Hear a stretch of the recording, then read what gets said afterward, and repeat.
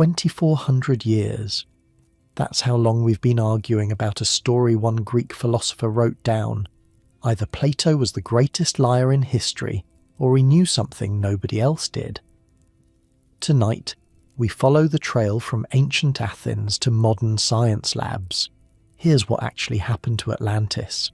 Now, if you're settling in somewhere in the States or across the pond tonight, drop your city and time zone in the comments, and if ancient mysteries are your thing, that subscribe button's right there. Okay, so picture this. You're lying there, warm blankets pulled up, maybe the glow of your phone the only light in the room. Outside, the world hums along with its cars and its sirens and its endless noise. You've got clean water whenever you want it, food in the kitchen, a roof that doesn't leak. Now hold that feeling for a second, because we're about to go somewhere very different. Athens, around 360 BC. There's an old man sitting in a garden. His name is Plato. He's about 70 years old now, which in ancient Greece basically makes him a medical miracle. Most people didn't make it past 50. But here he is, this broad-shouldered former wrestler with a name that literally means wide, sitting among the olive trees in the grove of the Academy. The Academy.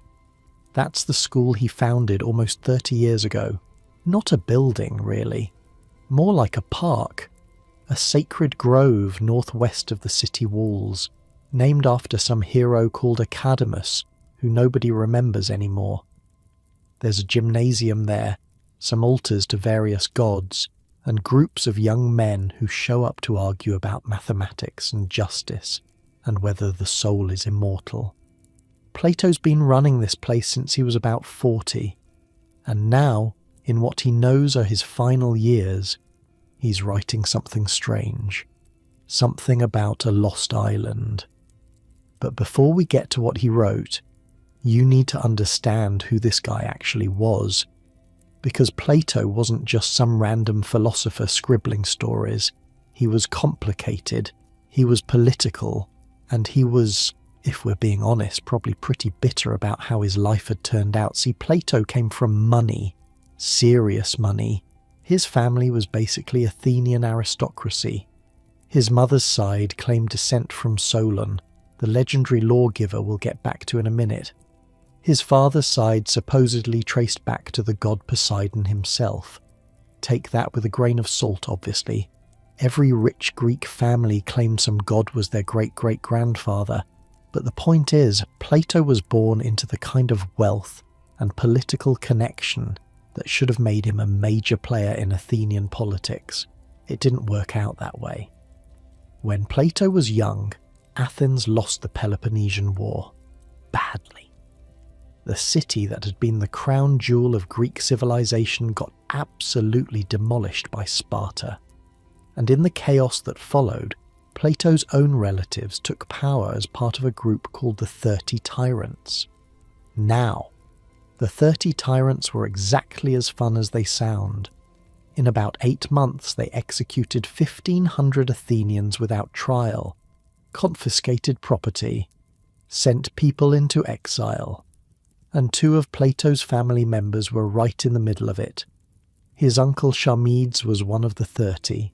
His cousin Critias was their leader. Young Plato watched this happen.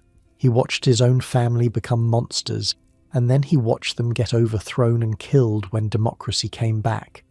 So already, Plato has complicated feelings about politics. Then Socrates dies. Socrates was Plato's teacher, his mentor, the guy who basically taught him how to think. And in 399 BC, when Plato was about 29, Athens put Socrates on trial for corrupting the youth and not believing in the gods the city believes in. Found him guilty, made him drink poison. Plato was there, or close to there. He mentions in one of his writings that he was sick and couldn't attend the actual execution. Some historians think he made that up because he couldn't bear to watch. Either way, the experience broke something in him. After Socrates died, Plato left Athens. He travelled for about 12 years. Egypt, Italy, Sicily. He met Pythagorean mathematicians in southern Italy. He studied with priests and philosophers and anyone who might have wisdom to share, and somewhere in those years he started developing his own ideas about how the world should work. When he came back to Athens around 387 BC, he founded the academy, started teaching, started writing, and for a while things were good. But then came Syracuse. Syracuse was this powerful Greek city on the island of Sicily, and 3 times in his life, Plato went there trying to turn theory into practice, trying to create his ideal state. The first time, around 388 BC, he met a young man named Dion, brother-in-law to the tyrant Dionysius III. Dion was interested in philosophy, became Plato's student, and when Dionysius IV died in 367 BC, Dion convinced Plato to come back and tutor the new ruler, Dionysius II. The plan was beautiful: train a young king in philosophy, turn him into what Plato called a philosopher king, create a state ruled by wisdom instead of ambition. It went wrong almost immediately. Dionysius II was jealous, paranoid.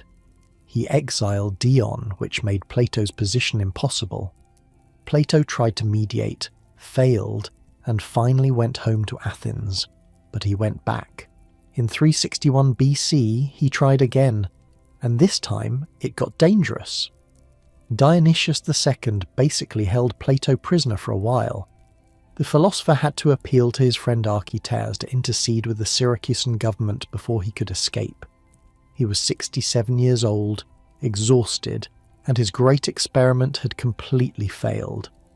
Dion eventually went back to Syracuse, overthrew Dionysius, and ruled briefly before being assassinated in 354 BC by one of his own supporters. The whole thing ended in blood and chaos, exactly the opposite of what Plato had dreamed. So when we find Plato in 360 BC, writing in his garden in Athens, this is the man we're dealing with. A philosopher who came from a family of tyrants and watched them fall. A student who saw his teacher executed by democracy. An idealist who tried 3 times to build a perfect state and failed every time. He's got maybe 13 years left to live. He knows it. And he's writing about a lost civilization that was destroyed by the gods. You starting to see why this matters. The dialogues Plato wrote about Atlantis are called the Timaeus and the Critias. They're late works, probably written after his return from that last disastrous trip to Syracuse. And they're strange even by Plato's standards. See, most of Plato's writings are dialogues, conversations between Socrates and various other people, debating philosophy. But Timaeus and Critias are different. They're less debate and more storytelling. And the story they tell is wild. It starts with a gathering. Socrates is there, along with 3 other characters, Timaeus, Critias, and Hermocrates. They're discussing what the ideal state might look like in action. Socrates has already described his perfect society in the Republic. Now he wants to see it tested. He wants a story about the ideal state going to war. And Critias says he has exactly that story. Now here's where it gets interesting. Critias claims the story isn't fiction. He says it's actually true. An old account preserved in his family going back generations. The chain of transmission, according to Critias, goes like this. His great-grandfather, also named Critias, heard it from Solon. Solon was an Athenian lawgiver from about 200 years earlier, famous for creating many of Athens' foundational laws, and Solon heard it from Egyptian priests when he visited the city of Sais around 590 BC. So the story supposedly goes, Egyptian priests to Solon to the elder Critias to Plato's character Critias. And what did these Egyptian priests tell Solon? They told him that the Greeks knew nothing about real history, that their records only went back a few generations, that there had been many destructions of mankind over the millennia, many floods and fires and catastrophes, and the Greeks had forgotten them all. But Egypt remembered, because Egypt, according to these priests, had temple records going back thousands of years, written in hieroglyphics, preserved across the ages, and in those records was an account of something that happened 9,000 years before Solon's time. 9,000 years. Let that sink in for a second. Solon visited Egypt around 590 BC. Add 9,000 years to that, and you're looking at roughly 9600 BC. We're talking about the end of the last ice age, a time when sea levels were still rising from melted glaciers, a time before any civilization we have archaeological evidence for. And the priest told Solon that in this impossibly ancient era, there was an island, a great island beyond the Pillars of Hercules, beyond what we now call the Strait of Gibraltar, in the Atlantic Ocean itself. The island was called Atlantis, and it was, according to these temple records, the seat of a mighty empire. Now, your head hits the pillow a little deeper. The warmth of your blanket settles around you like something protective, and you have to wonder, what was Plato actually doing here? Was he recording a genuine tradition that Solon brought back from Egypt? Some fragment of actual ancient history, distorted through oral transmission, but based on something real? Or was he making the whole thing up? Because here's what's weird. Nobody else mentions Atlantis before Plato. We have tons of Greek writings from before his time. Herodotus, the father of history, wrote extensively about Egypt and its records. He never mentions Atlantis. Thucydides, the most rigorous historian of ancient Athens, never mentions it. None of the other philosophers mention it. Just Plato. And Plato, as we've established, had reasons to tell certain kinds of stories. He was trying to teach lessons about politics and morality. He used myths and allegories all the time. His famous allegory of the cave, the ring of Gyges, the allegory of the allegory of the allegory. The guy loved good parable. So was Atlantis just another parable? His own student thought so. Aristotle, who studied at the academy for 20 years before starting his own school, apparently dismissed the Atlantis story entirely. According to later writers, Aristotle said something like, "He who invented it also destroyed it," meaning Plato made up the island and then conveniently sank it so nobody could check his homework. Pretty harsh coming from your own student.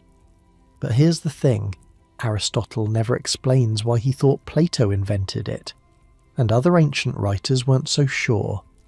A philosopher named Crantor, who studied at the academy after Plato's death, supposedly went to Egypt and claimed he found evidence supporting the story. His work is lost, so we only know about this second hand. But clearly there was debate from the very beginning, and maybe that's exactly what Plato wanted. Because let's look at what purpose the Atlantis story serves in his dialogues. Plato has Critias tell this tale in response to Socrates asking for a story about the ideal state in action. And what does the story deliver? A perfect, virtuous Athens from 9,000 years ago, bravely defending the Mediterranean world against an aggressive imperialistic empire. The ancient Athenians in this story are everything Plato's Republic says a state should be. They're virtuous, they're well-ordered, they've got the right balance of classes doing their proper jobs, and they defeat this massive military power through courage and discipline. Meanwhile, Atlantis started out good. The early Atlanteans were wise and virtuous because they were descended from Poseidon himself.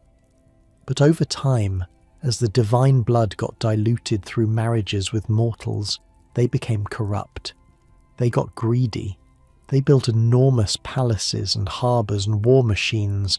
They accumulated wealth and power until they forgot what actually mattered. Sound familiar? Because that's exactly what Plato thought had happened to Athens in his own time. The city that once defended Greece against Persian invasion had become an aggressive empire itself. It had grown wealthy, arrogant, overreaching, and it had paid for that arrogance with defeat in the Peloponnesian War. Atlantis was a mirror, not of some lost prehistoric civilization maybe, but of Athens itself, of what happens when a society forgets virtue and chases power, and when Zeus sees that Atlantis has become corrupt, he gathers the gods to pass judgment. That's where the Critias dialogue cuts off actually. Right before Zeus speaks, the text is incomplete. We never get the final destruction. Some scholars think Plato died before finishing it. He passed away in 348 or 347 BC, and we know his final work, The Laws, was still being edited when he died. Maybe he never got to the spectacular ending, or maybe he didn't need to. Maybe the message was already clear. Great civilizations fall when they lose their virtue. You can have all the wealth and military power in the world, and it means nothing if you've forgotten what actually matters. That's a lesson from a man who watched his own family become tyrants, who saw his teacher executed, who tried 3 times to build something better and failed every time. But here's where it gets complicated. Because even if Plato invented Atlantis as an allegory, he put very specific details in there, precise numbers, exact measurements, the kind of stuff that makes people think he was describing something real. And those details, they're bonkers.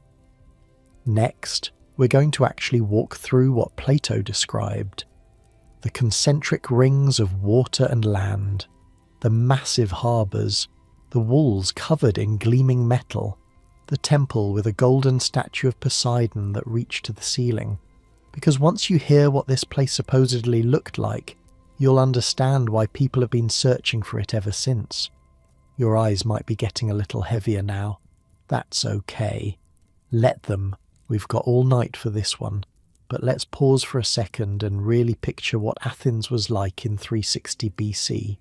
Because understanding where Plato was writing from matters as much as what he was writing about.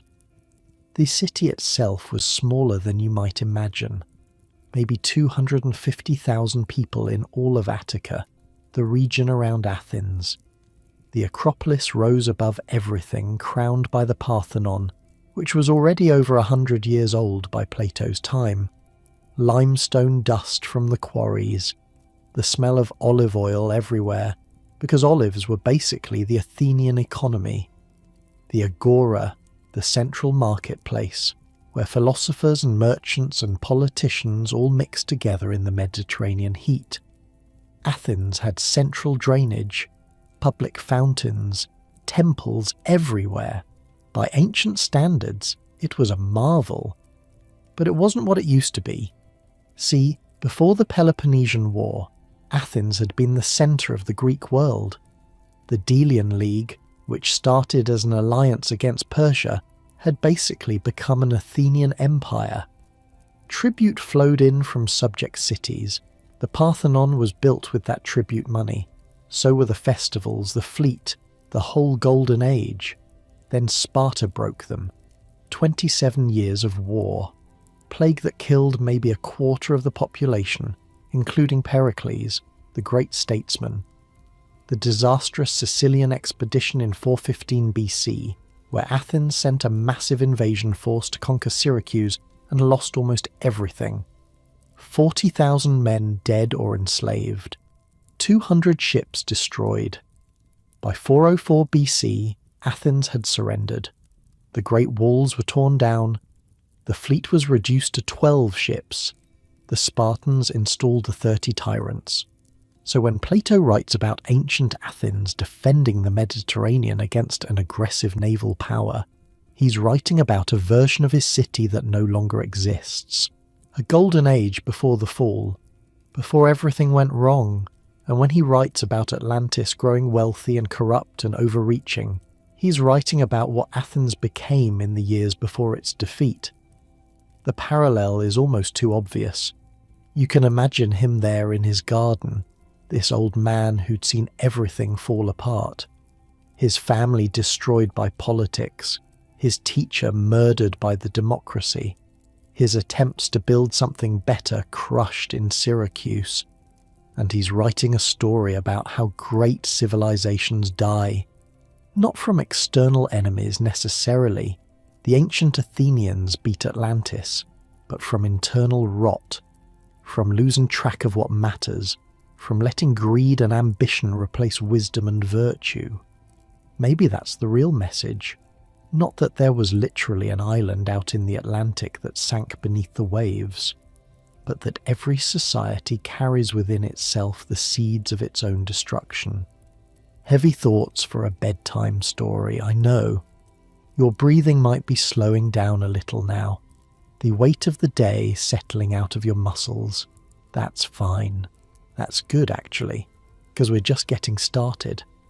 Plato kept writing, and the story he told about that lost island, whether he invented it or not, would echo through the next 2,400 years of human history. It would inspire explorers and madmen, scientists and con artists. It would be used to justify colonialism and escape from reality. It would appear in movies and comic books and fever dreams, all because one old man sitting in a garden in Athens decided to tell a story about what happens when civilizations forget their purpose. The olive trees rustled overhead.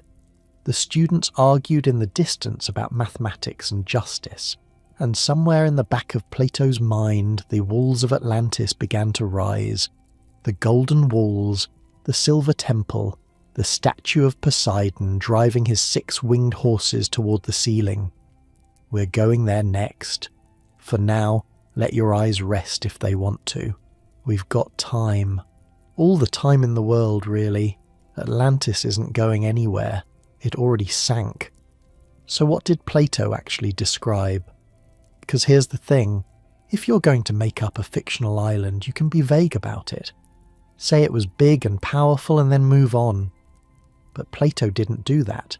He gave numbers, measurements, specific architectural details, the kind of stuff that either means he had a source or he was showing off. Let's walk through it. The island itself, according to the Critias dialogue, was larger than Libya and Asia combined.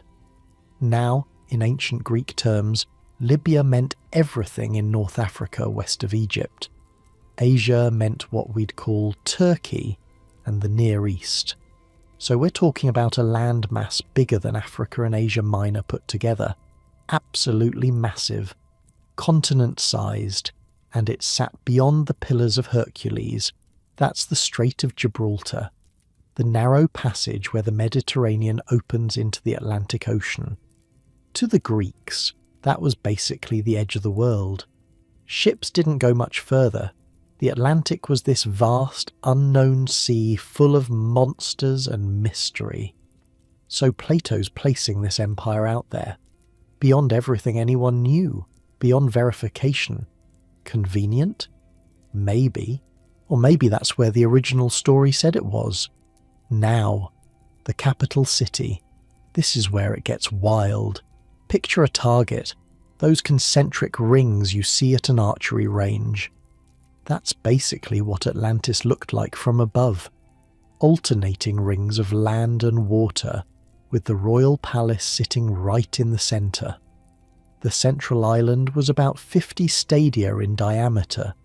A stadion was roughly 600 feet, so we're talking about an island maybe 5.5 miles across. On that island stood the royal palace and the temple of Poseidon. Around that central island, a ring of water, then a ring of land, then another ring of water, then another ring of land, then the outermost ring of water, which connected to the sea and served as the main harbour. Each ring of land was protected by walls. And here's where Plato starts throwing around materials that make you raise an eyebrow. The outer wall was covered in brass, polished brass, catching the sunlight. The middle wall was coated in tin, gleaming silver white, and the innermost wall, the one protecting the royal compound, that was covered in orichalcum. Orichalcum, This word shows up in ancient texts here and there, but nobody really knows what it was. Plato describes it as a metal that sparkled like fire, second in value only to gold. Some historians think it was a gold-copper alloy, like a very pure form of bronze. Others think it was completely made up. Either way, picture those walls at sunset. Brass, tin, and this mysterious fire-coloured metal, all reflecting the light across the harbour. Ships coming in from the sea would see this blazing fortress rising from the water, like something out of a dream or a nightmare, depending on your politics. The harbour itself could hold over 1,000 ships, merchant vessels, warships, everything. There were dockyards carved into the rock, covered roofs to protect the boats from weather. The whole thing was basically ancient military-industrial complex, but with better aesthetics. And those concentric rings of water, they weren't just decorative moats. Plato says there were tunnels connecting them, passages large enough for ships to sail through. You could navigate from the outer harbour all the way to the central island without ever leaving the water. Think about the engineering that would require tunnels through solid rock, water pressure management, the logistics of building something like that with Bronze Age technology. Impossible? Probably. But Plato describes it like he's reading from blueprints. Now let's talk about the temple. The Temple of Poseidon sat at the heart of everything, 600 feet long, 300 feet wide, and tall enough to match. The exterior was covered entirely in silver, except for the pinnacles, which were plated in gold. Inside, a gold statue of Poseidon driving a chariot pulled by 6 winged horses. The statue was so large it nearly touched the ceiling. Poseidon himself was surrounded by 100 Nereids riding dolphins, the whole scene in solid gold, reaching up through the shadowy interior of this massive temple. Around the base of Poseidon's statue stood golden statues of the 10 original kings of Atlantis and their queens, a dynasty frozen in precious metal, each king representing one of Poseidon's 10 sons, who divided the island between them at the beginning of Atlantean civilization. The temple grounds also contained hot and cold springs, baths for the kings, separate baths for commoners, gardens and groves, exercise facilities for men, and separate facilities for horses, because apparently Atlantean horses needed their own gym. Actually, that detail's kind of funny. Plato specifically mentions that they had exercise areas for horses, not just stables, exercise areas, like the Atlanteans were really into equine fitness. But here's where it stops being funny: the military. Plato gives exact numbers for Atlantean military strength, and they're staggering. 60,000 leaders of soldiers, 120,000 hoplites, that's heavy infantry, 180,000 archers, another 180,000 slingers, 300,000 stone throwers and javelin men, 240,000 cavalry, 60,000 war chariots, and the navy, 1,200 ships, each one carrying 200 men. Add it all up and you're looking at over 1 million soldiers, supported by a civilian population that had to number in the tens of millions. To put that in perspective, the entire population of Athens in Plato's time was maybe 250,000. The entire Greek world might have had 3 million people. Plato's describing an army larger than most ancient civilizations. Where did all these people come from? How did you feed them, train them, equip them? Plato has an answer for that too: the agricultural system. The main plain of Atlantis was a rectangular stretch of land, 3,000 stadia by 2,000 stadia, roughly 340 miles by 230 miles, surrounded by mountains that sheltered it from northern winds. Across this plain, the Atlanteans built a canal system. The main canal was 300 feet wide, 100 feet deep and over 1,000 miles long. It connected the capital city to the sea, cutting straight across the plain. From this main canal, smaller channels branched out in a grid pattern. They used these channels for irrigation and for transporting timber from the mountains, 2 harvests per year, fed by winter rains and summer irrigation. The whole thing sounds like ancient California's Central Valley, but on a fantasy scale. Imagine standing at the edge of that plain. Mountains at your back, snow-capped and forested. In front of you, flat farmland stretching to the horizon. Every few miles a canal cuts through the earth, blue water glinting in the sun. Boats moving slowly through those channels loaded with grain and timber. In the distance, smoke rises from forges and workshops. The sound of hammering carries on the wind, and if you look south toward the sea, you can just barely make out the gleam of the capital. Those walls of bronze and tin and orichalcum shining like a beacon.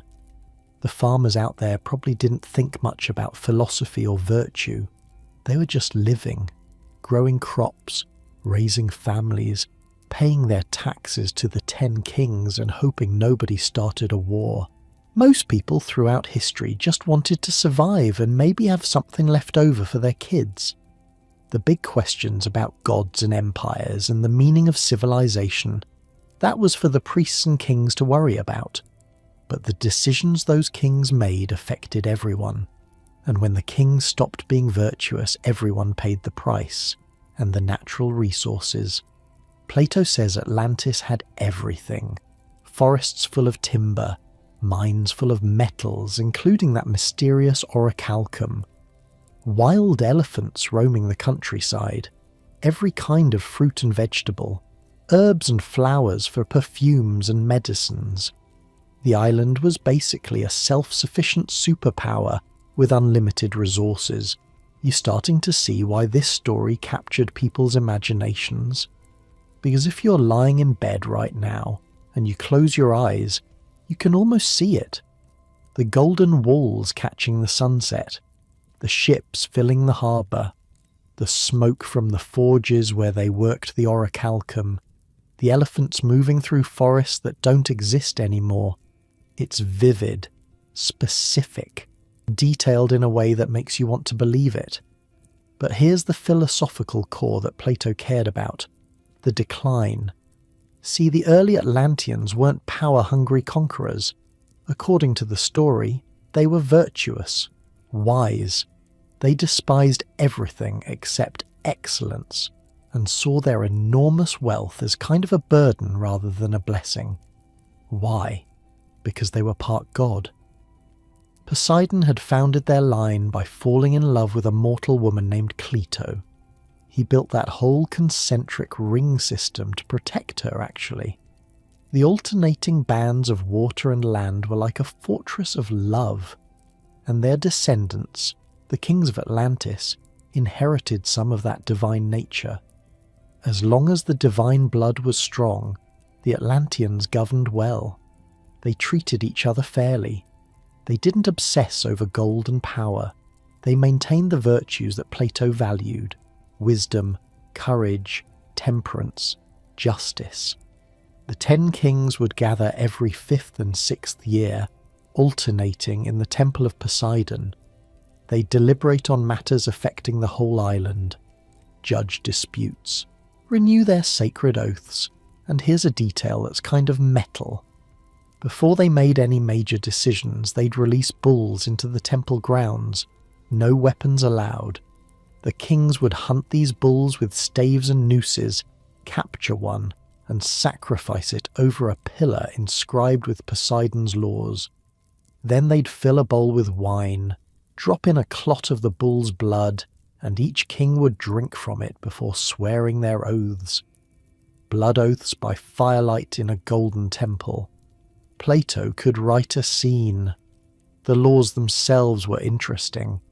Inscribed on that pillar of orichalcum passed down from Poseidon himself, the most important one: the kings could never make war on each other. They were bound together, these 10 royal houses, brothers descended from the same divine father. If any king violated the laws, the other 9 were supposed to unite and punish him. But they couldn't kill a fellow king without the majority agreeing. It was basically an ancient UN Security Council, but with more bull blood and less bureaucracy. And for a long time, it worked. The Atlantean economy hummed along. Trade ships sailed in and out of that massive harbour, bringing goods from across the known world. The people lived well. Not just the kings, but ordinary citizens. They had public baths, remember? Hot and cold running water, entertainment, gardens, things that most people in the ancient world couldn't dream of. If you'd been born there during the good centuries, you probably would have thought you were living in paradise. Wake up with the Mediterranean sun coming through your window. Walk down streets paved with stone. Buy food at the market without worrying about famine. Watch your kids learn to read and write in schools that actually existed. The basics of survival that people everywhere else struggled with, the Atlanteans had solved them. But that was the problem. When you solve survival, what do you do next? Some civilizations turn to art, philosophy, science. They start asking big questions because they finally have time to ask them. Others start looking outward, start wondering what else they can take, what else they can control. Atlantis chose door number 2. But here's the tragedy. Generation after generation, the divine blood got diluted. Atlanteans kept marrying mortals, and with each generation, they became a little more human, a little more fallible, a little more susceptible to the usual human weaknesses. Eventually, they looked around at all their wealth and power and started to actually want it. Started to see it as the point rather than a side effect. They got greedy, ambitious. They began expanding their empire, conquering territories in Europe and Africa. To anyone with eyes to see, Plato writes, they became ugly. The divine portion had faded out of them, leaving only mortal nature. But to themselves, they looked better than ever. More glorious, more powerful. That's a brutal line if you think about it. They became ugly, but couldn't see it themselves. And Zeus noticed. The king of the gods looked down at this great civilization rotting from within, and he gathered the other gods to pass judgment. He began to speak, and that's where the text ends. Mid-sentence. Zeus about to pronounce doom on Atlantis, and then nothing. The Critias dialogue just stops. Some scholars think Plato died before finishing. Others think the ending got lost. A few think he intentionally left it incomplete because the audience already knew what was coming. Because everyone knew. Atlantis sank. That's the whole point of the story. In a single day and night, earthquakes and floods swallowed the island. The greatest civilization the world had ever known vanished beneath the waves. The ocean where it once stood became impassable, choked with mud and debris. Gone. And ancient Athens, the virtuous city that defeated Atlantis before the catastrophe, the perfect state that Socrates wanted to hear about, it got destroyed too. Not by the gods, by the same earthquakes and floods. The same cataclysm that sank Atlantis also wiped out the ancient Athenians. That's why there were no Greek records of the war according to the story. Everyone who remembered it died. Only Egypt, protected by the Nile, preserved the memory, so both civilizations vanished. The corrupt and the virtuous, the conquerors and the defenders, makes you wonder what Plato was really trying to say. Your eyelids might be getting heavier. That's okay. Let them close if they want. Picture the waters rising, the golden walls sliding beneath the surface, the temple of Poseidon filling with salt water as the statue of the god disappeared into darkness. All that wealth, all that power, all those armies and ships and elephants, gone in a day and a night, and for 2,400 years people have been trying to find it again. Some of them became heroes, some became laughingstocks, some went broke chasing shadows across the Atlantic, some made fortunes selling books about shadows. We're going to meet them all, the believers and the skeptics, the scholars and the crackpots, the scientists with their sonar equipment, and the mystics with their crystal balls. But first, we need to see what happened to Plato's story after he died. Because for a long time, almost nobody cared. The greatest mystery of the ancient world, and people basically forgot about it for 1500 years. How does something like that happen? We'll find out. But for now, let your body sink a little deeper into that mattress. Feel the weight of your blankets, the darkness behind your eyes. There's something peaceful about water, actually. Once you stop fighting it, once you let yourself go. The Atlanteans didn't have that peace, probably. The earthquakes would have started first. That terrible rumbling from below, cracks appearing in those perfect streets, the bronze and tin and orichalcum walls groaning as the earth shifted beneath them. Then the water, not slowly, not gently. A wall of ocean sweeping across that enormous plain with its grid of canals. Those 1,000 ships in the harbour tossed like toys. The temple of Poseidon, ironically, drowning under the waves of the god it was built to honour. How long did it take? A day and a night, Plato said. 24 hours to erase everything, every palace, every street, every elephant, every record of what they'd been and what they'd done, just gone. The survivors of ancient Athens, watching from across the Mediterranean, wouldn't have known what they were seeing. A distant storm, maybe, strange waves, and then the Atlantean ships stopped coming. The trade routes went quiet, and eventually the earthquakes reached them too. Both civilizations snuffed out in the same catastrophe. And here's the really haunting part. According to Plato, the sea where Atlantis sank became impassable, choked with mud and debris. For centuries after, sailors couldn't cross it. That's why nobody found the ruins. That's why the Greeks forgot. That's why only Egypt, far up the Nile and protected from the sea, kept any memory of what had happened. Convenient explanation? Sure. But you have to admit it's complete. Plato thought of everything. Why there's no evidence. Why nobody remembered. Why the story had to come from Egypt instead of Greek sources. Either he was covering his tracks brilliantly, or he was telling a story he believed was true. We may never know which, but the people who came after him had opinions, strong ones. Atlantis is down there somewhere, in the deep water, in the mud and the silence. We've got all night to look for it. Plato died around 348 BC. They buried him in his garden at the Academy, the same grove of olive trees where he'd spent his final years writing about lost civilizations and ideal states. His nephew Speusippus took over the school. The students kept arguing about mathematics and justice. Life went on, and for a while, people talked about Atlantis. Not much, not everywhere. But in the philosophical circles around Athens, Plato's strange story got discussed, debated, picked apart. The biggest critic was someone who knew Plato better than almost anyone, Aristotle. Now, Aristotle had studied at the Academy for 20 years, showed up when he was 17, stayed until Plato died. That's a long time to sit at someone's feet, learning their ideas, watching them write. By the time Plato passed, Aristotle probably knew his teacher's habits better than anyone alive, and Aristotle didn't buy it. According to later writers, Aristotle dismissed the Atlantis story with a kind of dry humour.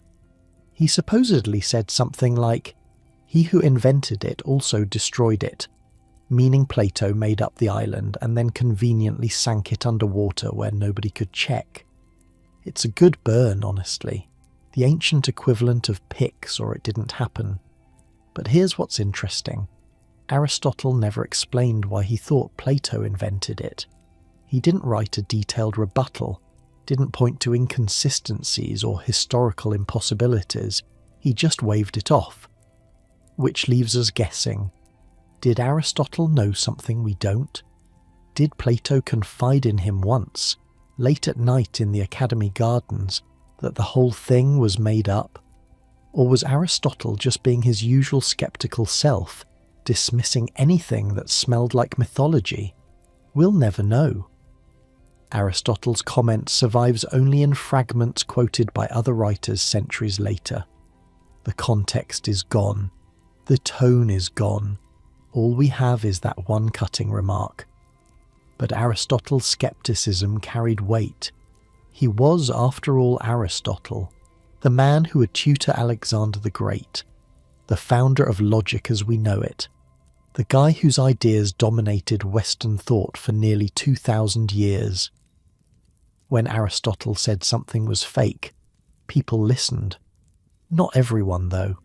There was a philosopher named Crantor who took the opposite view. He studied at the Academy after Plato's death, under Xenocrates, and according to later sources, Crantor actually investigated the Atlantis story. He supposedly went to Egypt, talked to priests at Sais, and claimed he found evidence supporting Plato's account. Columns inscribed with ancient records that matched what Plato described. Sounds exciting, right? Finally, some proof. Except, Crantor's work is lost. Completely gone. We only know about his investigation because other writers mentioned it centuries afterward. And those writers were quoting from memory, or quoting people who were quoting from memory. It's like a game of telephone stretching across 500 years. Did Crantor really go to Egypt? Did he really find inscribed columns? Or did someone make that up later to support their own beliefs about Atlantis? Nobody knows. The sources we'd need to check are buried under 2,000 years of history, lost in fires, floods, and the general chaos of empires rising and falling. The Library of Alexandria, which might have held Crantor's original work, got burned multiple times across several centuries. Each fire took more irreplaceable texts with it. So we're stuck with rumours and fragments. And here's what's weird. After that initial flurry of debate in the decades following Plato's death, interest in Atlantis just kind of faded. Think about that for a second. You've got this incredible story about a lost civilization with golden temples and a 1,000,000-man army. A civilization that supposedly ruled half the Mediterranean before being destroyed by the gods themselves. That should have been the ancient equivalent of a blockbuster movie franchise. But nobody wrote sequels. The great historians of antiquity barely mentioned it. Herodotus had died before Plato wrote the dialogues, so he couldn't have commented. But Thucydides, Xenophon, Polybius, Livy, all these major historians writing in the centuries after Plato, none of them devoted serious attention to Atlantis. Why not? Part of it was probably Aristotle's influence. If the most respected philosopher of the age said Plato made it up, that would have discouraged investigation. Why waste time chasing a fiction? Part of it might have been the story's structure. Remember, Plato's Atlantis narrative wasn't a standalone adventure tale. It was nested inside philosophical dialogues, wrapped in layers of Critias heard from his grandfather, who heard from Solon, who heard from Egyptian priests. That's a lot of steps between the reader and the action. If you wanted adventure stories, there were better options. The Iliad, the Odyssey, Tales of Heracles. Nobody needed to dig through Plato's philosophy lectures to find exciting content. And part of it might have been what was happening in the real world. Because the centuries after Plato's death were not calm. Alexander the Great conquered everything from Greece to India, then died young and left his empire to tear itself apart. His generals carved up the known world like a birthday cake. Wars everywhere. New kingdoms rising and falling, entire cultures getting absorbed into the Hellenistic melting pot. Then Rome showed up. The Romans didn't have much use for Greek speculative philosophy. They were practical people, engineers and lawyers and soldiers. When they encountered Greek culture, they borrowed what was useful, architecture and art and rhetoric, and left behind what wasn't. Plato's ideas about ideal states and the immortality of the soul, those got picked up, heavily influenced later thinkers. Plato's story about a lost island beyond Gibraltar? Meh, not very practical. There's a geographer named Strabo writing around the time of Augustus, maybe 50 years before Christ. He mentions Atlantis in his big geography book, and his tone is basically dismissive. He treats it as a literary invention, something Plato made up to make a philosophical point. Strabo was thorough, you have to give him that.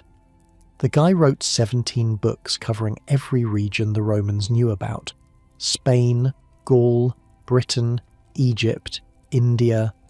He interviewed travellers, consulted older sources, tried to separate fact from legend, and when he got to Atlantis, he basically shrugged. The poet made it disappear, Strabo writes, just as the poet made the wall of the Achaeans disappear. He's comparing Plato to Homer, both of them creating things with words and then conveniently erasing them. That's not a compliment, by the way. Strabo's saying both stories are fiction. The wall of the Achaeans, if you're curious, appears in the Iliad. The Greeks build this massive fortification to protect their ships during the Trojan War. And then later, the gods destroy it completely, leaving no trace. Homer needed it for his story, and then Homer got rid of it.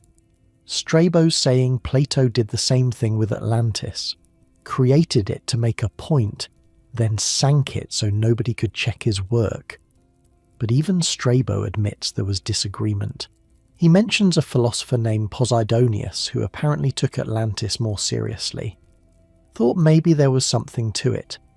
The passage is frustratingly vague, like someone summarising a debate they half remember from a dinner party years ago.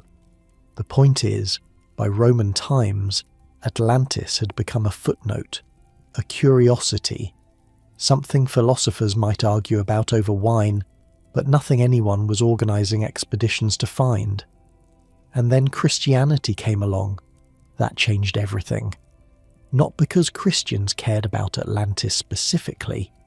Most early Christian writers couldn't have cared less about some pagan legend from Plato.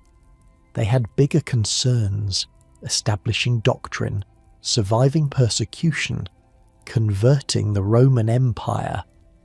But Christianity brought a new way of understanding history, and that new understanding didn't leave much room for lost civilizations.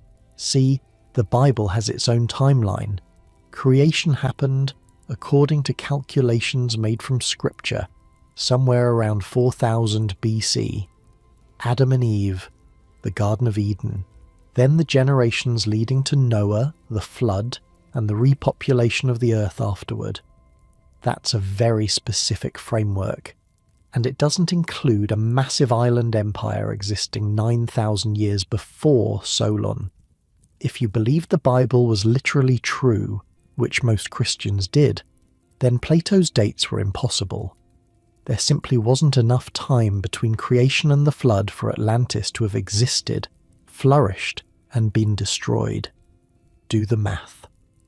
If the world was created around 4000 BC, and Noah's flood happened maybe 1,000 years later, where do you fit a civilization that supposedly existed 9,000 years before Solon's time? That would put Atlantis around 9600 BC, 5,000 years before creation even happened. The numbers don't work, can't work, unless you throw out either Plato or Genesis, and nobody was throwing out Genesis. Some Christian thinkers tried to harmonize the accounts. Maybe Plato got his numbers wrong. Maybe the Egyptian priests used a different calendar. Maybe the story had been garbled over time and Atlantis actually existed after the flood somehow. But these were minority opinions. For most people, the simpler explanation was that Plato made it up. Augustine of Hippo, one of the most influential Christian philosophers ever, barely mentioned Atlantis. He acknowledged Plato's ideas about the soul and the good, worked them into Christian theology, but the island story, not interested. When your main concern is salvation and the afterlife, ancient geographical mysteries don't seem very important. And then the Western Roman Empire fell. That's around 476 AD. The last emperor gets deposed by a Germanic chieftain. The machinery of Roman civilization starts grinding to a halt. Cities shrink. Trade collapses. The complex networks that had kept books circulating and scholars arguing begin to fray. We call it the Dark Ages, though historians hate that term now. Nothing was completely dark. Monasteries kept learning alive. The Byzantine Empire in the East continued for another 1,000 years. Islamic scholars would soon begin preserving and translating Greek texts. But in Western Europe, things got rough. Picture a monastery in Ireland, maybe the 7th century. Stone walls, cold rain outside. A monk hunched over a desk, copying a manuscript by candlelight. His fingers are stiff. The ink keeps thickening in the cold. He's copying a text he barely understands, in a language that's not his own, because his abbot told him to. That's how knowledge survived. One cold monk at a time. The great libraries of Rome were gone. The public education system, such as it was, had collapsed with the empire. If you wanted to read Plato, you had to find a monastery that owned a copy, convince them to let you in, and hope the text hadn't rotted away or been scraped off for reuse. Books were expensive. Parchment came from animal skins. A single Bible might require the hides of 200 sheep. When writing material cost that much, you don't waste it on pagan legends about sunken islands. The kind of leisurely philosophical debate that Plato's Academy had enjoyed became a luxury nobody could afford. People were too busy surviving. Vikings raiding from the north, plague sweeping through populations, feudal lords fighting over scraps of land, and the books started disappearing. Not all at once, not deliberately usually. Just the slow erosion of time. Manuscripts rotted in damp monasteries. Fires took out collections. Parchment got scraped clean and reused for new texts because fresh writing material was expensive. Plato's dialogues were lucky in some ways. They were important enough that copies kept getting made, but only certain dialogues. The Republic, the Symposium, works that seemed relevant to medieval Christian concerns. The Timaeus, which contains the main Atlantis description, actually survived in partial Latin translation. A scholar named Chalcidius had translated about half of it in the 4th century. Monks copied his version throughout the Middle Ages, but here's the problem. Chalcidius's translation cuts off right before the detailed description of Atlantis. The medieval monks had access to the beginning of the story, the setup, but not the spectacular details. Not the golden walls, not the concentric rings, not the army of 1,000,000 soldiers. They knew Plato mentioned a lost island somewhere. They didn't know what it looked like. The Critias dialogue, which contains all the juicy details, was essentially lost to Western Europe for 1,000 years. Imagine trying to understand Star Wars if you only had the first 10 minutes of A New Hope. You'd know something about farms and droids and a princess, but the Death Star, Darth Vader, the Force, all missing. That was medieval Europe's relationship with Atlantis. A fragment of a fragment. A vague reference to something that might have been important once. So for roughly 15 centuries, from the fall of Rome to the Renaissance, Atlantis slept. Not completely forgotten. Byzantine scholars in Constantinople still had complete Greek texts. Islamic philosophers translating Greek works preserved references to Plato's story. Here and there, someone would mention the Lost Island in passing. In Baghdad, during the Islamic Golden Age, scholars were translating everything they could get their hands on. Aristotle, Plato, Galen, Euclid. The House of Wisdom became maybe the greatest centre of learning on earth. They had Plato's works. They knew about Atlantis. But the Arab scholars were more interested in Plato's metaphysics than his geography. The story of a lost island didn't fit their intellectual project. They were trying to reconcile Greek philosophy with Islamic theology, not hunt for sunken cities. And in Constantinople, the Byzantine emperors had other problems, defending the empire against Persians, Arabs, Turks, the slow, centuries-long siege of a civilization trying not to die. They preserved the old books, sure, but reading them for pleasure, that was for better times. So nobody was searching for it. Nobody was writing books about where it might have been. The great mystery of the ancient world had become background noise. Your eyes might be getting heavy now. The room probably feels softer, darker at the edges. That's okay. Atlantis was sleeping too, under the waves, under the centuries, under layers of history and forgetting. A story waiting for someone to remember it. And eventually someone did. The Renaissance was coming. Scholars in Italy would start hunting down ancient manuscripts. Ships would begin sailing beyond the Pillars of Hercules into the Atlantic Ocean itself.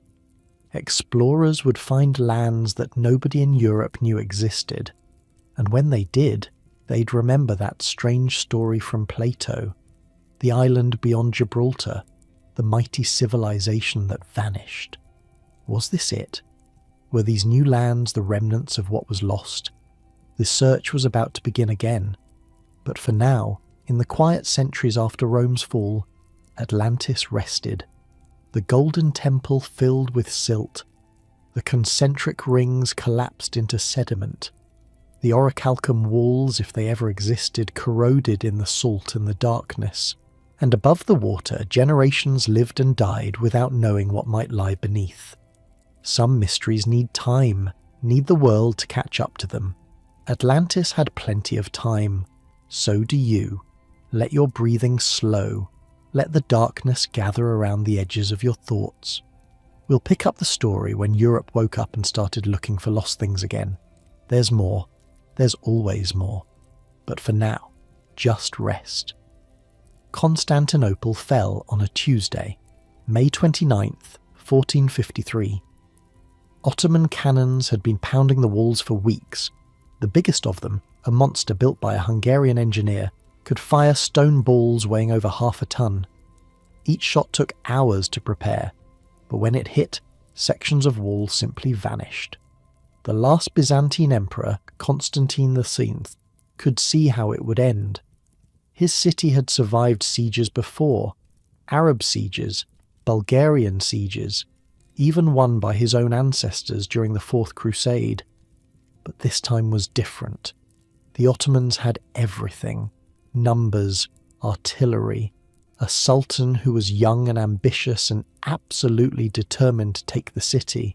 Constantine died fighting in the streets. His body was never positively identified.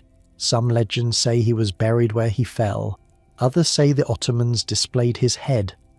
The truth got lost in the chaos, and with him died the last direct connection to ancient Rome. But here's the thing about endings. They're usually beginnings too. As the city fell, scholars grabbed what they could and ran. Manuscripts, scrolls, books that had been sitting in Byzantine libraries for 1,000 years. They loaded them onto ships and headed west toward Italy, where rich merchants might pay good money for ancient wisdom. Among those manuscripts were complete copies of Plato's dialogues. The whole thing. Not just the bits that medieval monks had preserved. Not just the Republic and a chopped-up version of the Timaeus. Everything, including the Critias, with its detailed description of golden walls and concentric rings and orichalcum that sparkled like fire. For the first time in over a millennium, Western Europeans could read exactly what Plato had written about Atlantis. And this happened right when Europe was waking up. The Renaissance was in full swing. Italian cities were getting rich on trade. Bankers and merchants were spending money on art, architecture, and ancient knowledge. There was this hunger for the classical world, for anything connected to Greece and Rome. Being educated meant knowing the old texts. Enter Cosimo de' Medici. Cosimo was one of the richest men in Europe, ran the Medici Bank out of Florence, basically controlled the city without holding any official title, and he had a hobby that would change history. He collected books, not just any books, Greek manuscripts. The older and rarer the better. He hired agents to scour the Mediterranean for texts. When Byzantine refugees showed up with ancient scrolls, Cosimo bought them. He was building a library that would eventually become one of the greatest in the world, and in 1462, one of those Greek refugees brought him something special, a complete copy of the works of Plato. Cosimo was old by then, sick. He knew he didn't have long to live, but he wanted to read Plato before he died, not in fragmented Latin translations, in the original Greek, or as close as he could get. Problem was, Cosimo's Greek wasn't great, so he hired a translator, a young scholar named Marsilio Ficino. Ficino was perfect for the job, brilliant linguist, deeply interested in philosophy, and absolutely devoted to the Medici family, who were paying his bills. Cosimo set him up in a villa outside Florence and told him to translate everything. Everything. The Republic, the Symposium, the Phaedo with its arguments for the immortality of the soul, the Laws with its blueprint for an ideal society, and yes, the Timaeus and the Critias with their strange tale of a lost civilization. Ficino didn't just translate. He added commentaries, explanations. He tried to show how Platonic philosophy could harmonize with Christianity, how the ancient wisdom of Greece pointed toward the same truths that Scripture revealed. This was his life's work, not just putting Greek words into Latin, but building a bridge between two worldviews, making Plato safe for Christian readers, making Christianity richer by connecting it to classical thought. The Atlantis story, honestly, wasn't his main concern. It was a small part of a much bigger project, but it was there, in the complete translations, available to anyone who cared to look.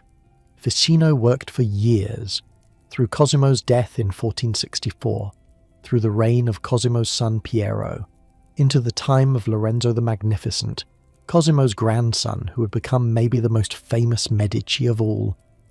By 1484, Ficino had finished his monumental translation of Plato's complete works into Latin, and there it was, the full story of Atlantis, available to anyone in Europe who could read Latin, which was basically anyone with an education. The timing was incredible, because just 8 years later, in 1492, 3 small ships sailed west from Spain and found something nobody expected. Columbus wasn't looking for Atlantis. He thought he was finding a shortcut to Asia, the Indies, China, the Spice Islands. That was the plan. Sail west, hit Japan, get rich. Instead, he bumped into the Caribbean, and everything got very confusing very fast. Columbus went to his grave thinking he'd reached Asia. He called the natives Indians because he thought he was near India. But other people started wondering. The geography didn't match. The people didn't match. The plants and animals were all wrong. What had Columbus actually found? By the early 1500s, it was becoming clear that this wasn't Asia at all. This was something else entirely. A landmass nobody in Europe had known about. Whole civilizations living there. Millions of people. And some of those people had built cities. When Hernán Cortés marched into the Aztec capital of Tenochtitlan in 1519, his soldiers couldn't believe what they were seeing. a city built on islands in a lake, causeways connecting the islands to the mainland, massive pyramids, markets bigger than anything in Spain.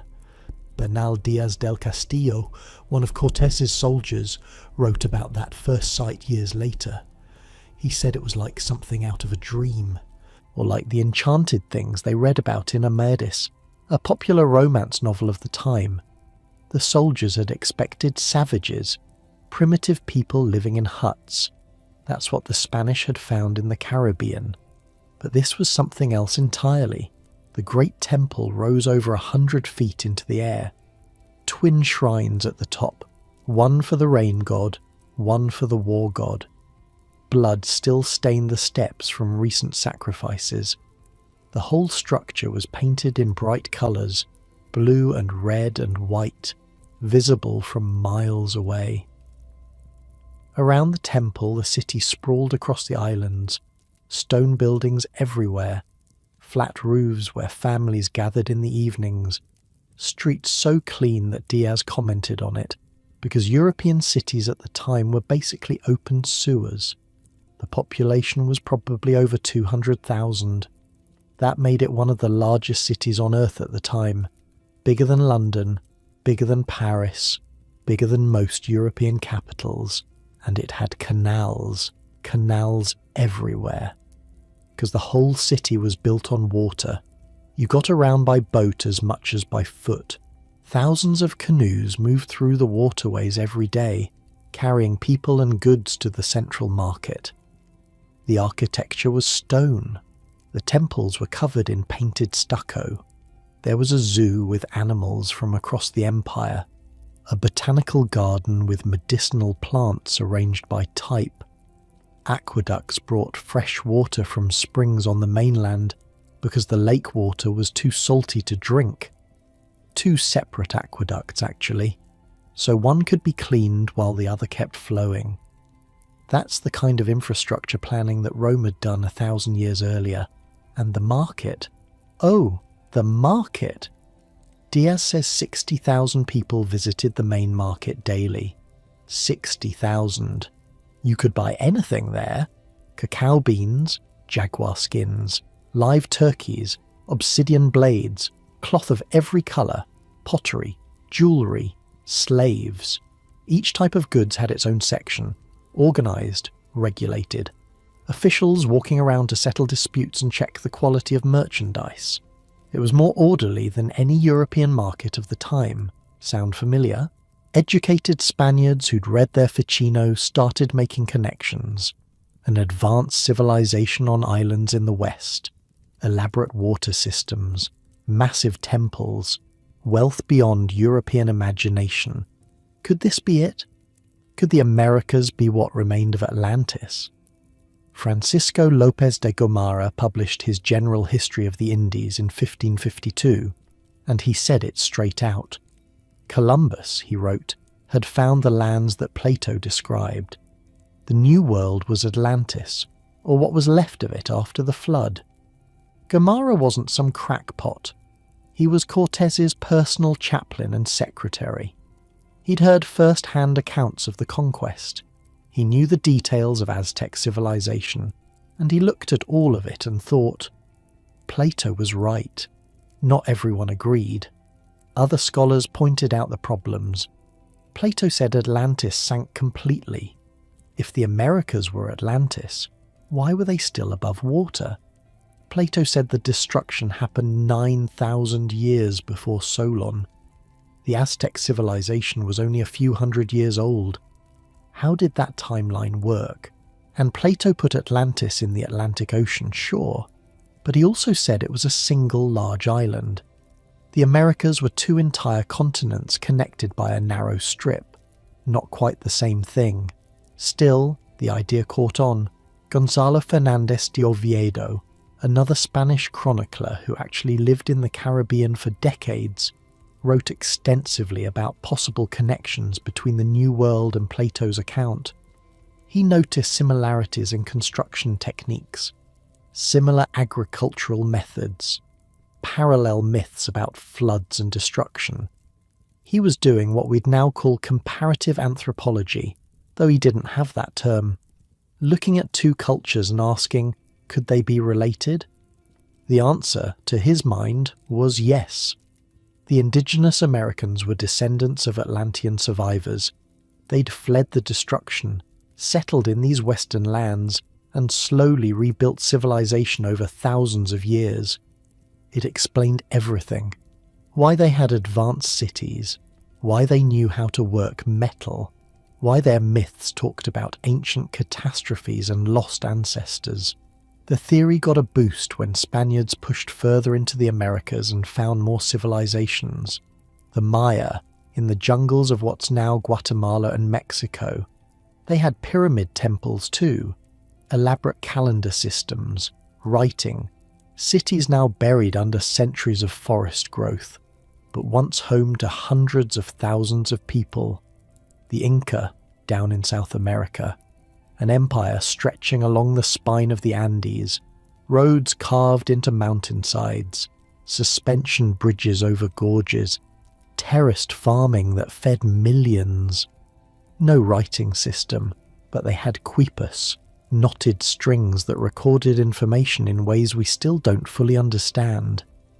Everywhere the Spanish looked, they found complexity they hadn't expected, and each discovery fed the Atlantis speculation. Because how else could you explain it? How did all these separate civilizations, isolated from Europe and Asia, develop so many advanced technologies on their own? The obvious answer, the one that modern archaeology supports, is that humans are smart. Give people 10,000 years in a fertile environment and they'll figure things out. Agriculture, architecture, astronomy. These things were invented independently in multiple places around the world. But that answer felt unsatisfying in the 1500s. It didn't fit the neat story Europeans wanted to tell about themselves and their place in the world. The Atlantis theory was more flattering. It suggested that American civilizations weren't actually independent achievements.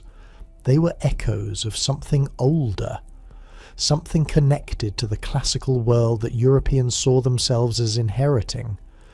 If the Aztecs were descended from Atlanteans, and the Atlanteans were cousins of the ancient Greeks, then Spanish conquest wasn't just theft and murder. It was a kind of family reunion, the civilized branch coming back to lift up the lost branch. You can see how that would appeal to conquistadors who needed to justify what they were doing. Except it didn't explain everything. The Native American civilizations weren't actually that similar to what Plato described. The Aztecs didn't use the wheel. They didn't have iron. Their writing system was completely different from anything Mediterranean. The deeper you looked, the more the parallels fell apart. But people kept looking anyway, because the alternative was harder to accept. If the Americans weren't connected to Atlantis, then who were they? Where did they come from? How did they get to this continent that supposedly didn't exist? Remember, Europeans in the 1500s thought they had the world pretty well figured out. The Bible told them how humanity spread after Noah's flood. Everyone descended from Noah's 3 sons. The races of man could be traced through those lineages, but the Bible didn't mention the Americas. So either the Native Americans descended from one of Noah's sons and somehow crossed the ocean, or what? The Bible was incomplete. There were people God forgot to mention. That was a dangerous thought in an age when people got burned for heresy. Atlantis offered a convenient solution. A land bridge, basically. A stepping stone that once connected the old world to the new.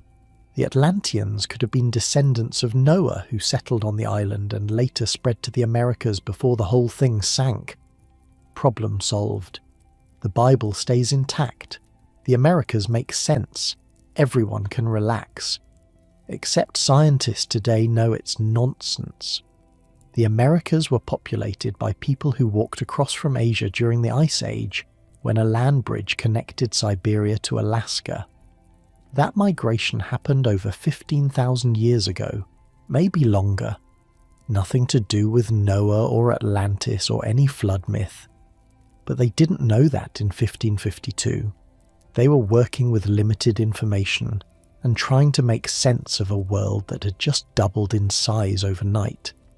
You can understand the appeal of Atlantis. It simplified things, made the strange familiar, turned a terrifying mystery into a solved puzzle. That's a very human impulse. When reality gets too weird, we reach for stories that smooth out the edges. Your blankets probably feel heavier now, the room settling into darkness. That's okay. The world got very big in the 1500s. It's natural to want to feel small and safe sometimes. While you rest, imagine those Spanish ships arriving in the Caribbean, the sailors seeing land after weeks of empty ocean, not knowing if they'd reach China or India or somewhere else entirely. They had no idea they were about to trigger centuries of debate. That some guy in a toga 2,300 years earlier had written a story that would suddenly seem relevant again. Plato couldn't have predicted the Americas. He didn't know they existed. Or did he?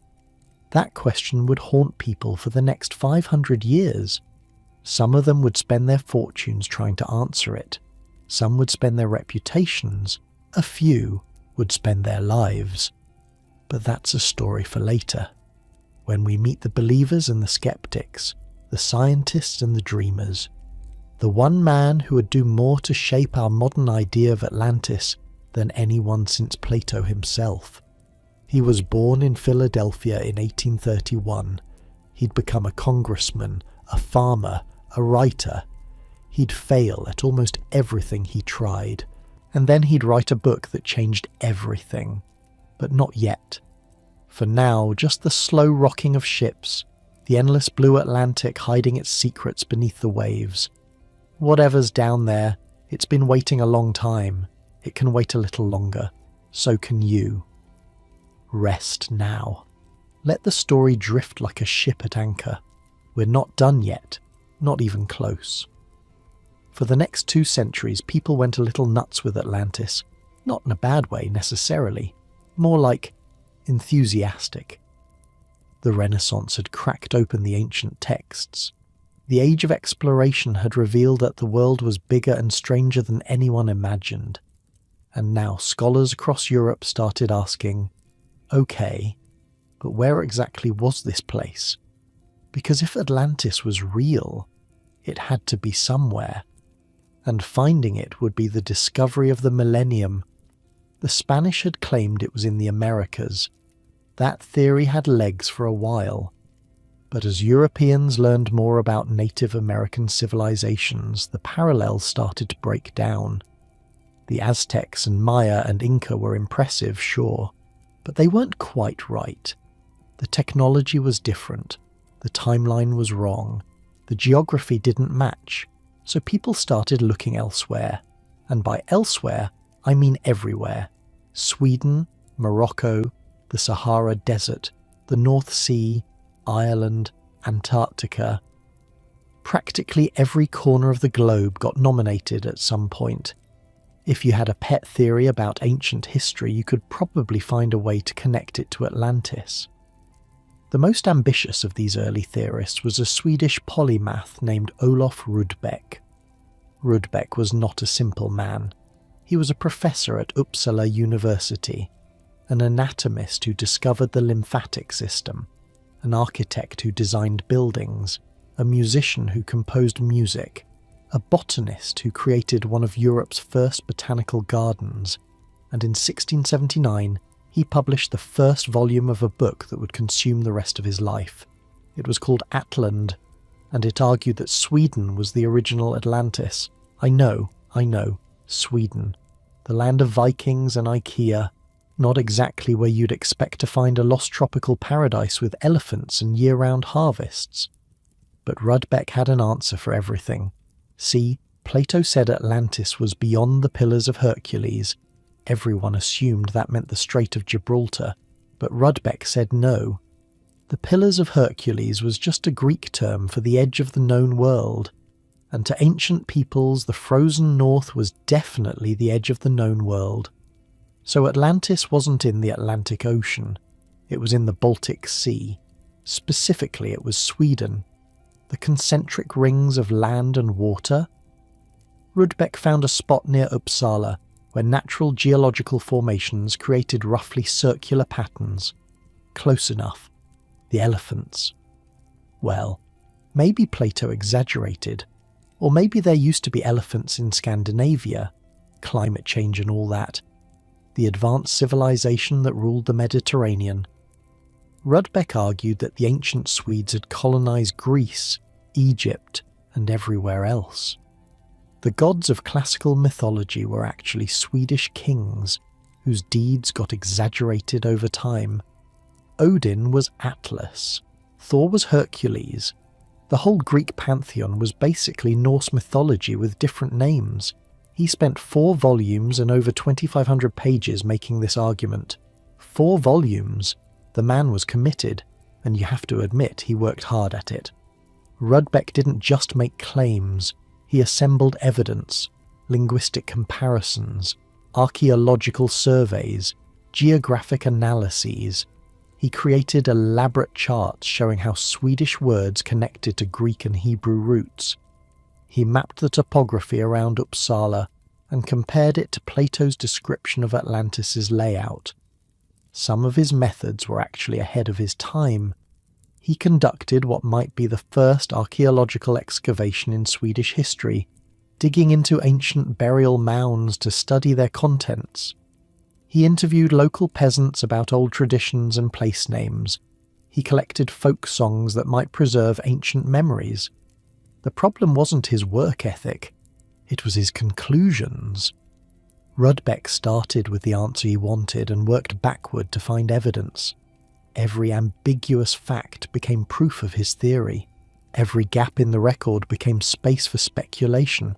And the sheer volume of material he assembled made it hard to argue with him, because who had time to check all those sources? It's a trap that still catches people today. Pile enough dubious evidence together, and it starts to look solid, just from sheer mass. And here's the weird thing, in Sweden, people loved it. Rudbeck became a national hero. His book fed Swedish pride at a time when Sweden was a major European power. The Swedish Empire controlled chunks of Germany, Poland, and the Baltic states. Why shouldn't they also be the heirs of Atlantis? King Charles V endorsed the work. The Swedish establishment ate it up. For a generation or two, Swedish school children learned that their ancestors had founded Western civilization. Outside Sweden, the reaction was more skeptical. Other scholars pointed out the obvious problems. The linguistic connections Rudbeck drew were creative but not convincing. You can make any 2 languages seem related if you cherry-pick enough words. The archaeological evidence didn't support such an advanced ancient Swedish civilization, and honestly, the whole thing smelled like nationalism dressed up as scholarship. But Rudbeck had set a template. Take Plato's account, find a real location that sort of matches some of the details, explain away the parts that don't fit, declare victory. It's a template people are still using today. Meanwhile, in France, a different approach was developing. The Enlightenment was in full swing by the 1700s. Voltaire and his crowd were questioning everything. Traditional authorities, religious dogma, received wisdom of all kinds. If you couldn't prove something with reason and evidence, it was probably nonsense. And Atlantis? To most Enlightenment thinkers, it was obviously nonsense. Voltaire himself took a few swipes at Atlantis believers. He compared the search for the Lost Island to the search for El Dorado, or the Fountain of Youth. Fun stories, but nothing more. Plato had invented a parable about the corruption of power, and gullible people had been taking it literally ever since. In his philosophical dictionary, Voltaire pointed out something important. If Atlantis had really existed, if a civilization that powerful had really traded with Egypt and Greece and everyone else, There should be other evidence, other texts, other traditions, artifacts, something. But there was only Plato, one guy, writing what was obviously a philosophical dialogue, not a history book.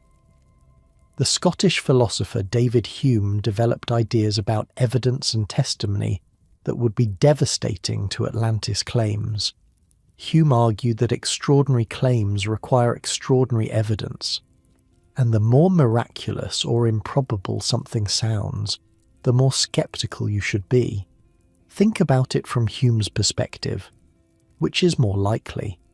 That a massive island civilization really existed, sank in a single day, and left absolutely no archaeological trace? Or that a philosopher made up a story to illustrate his ideas about politics and morality?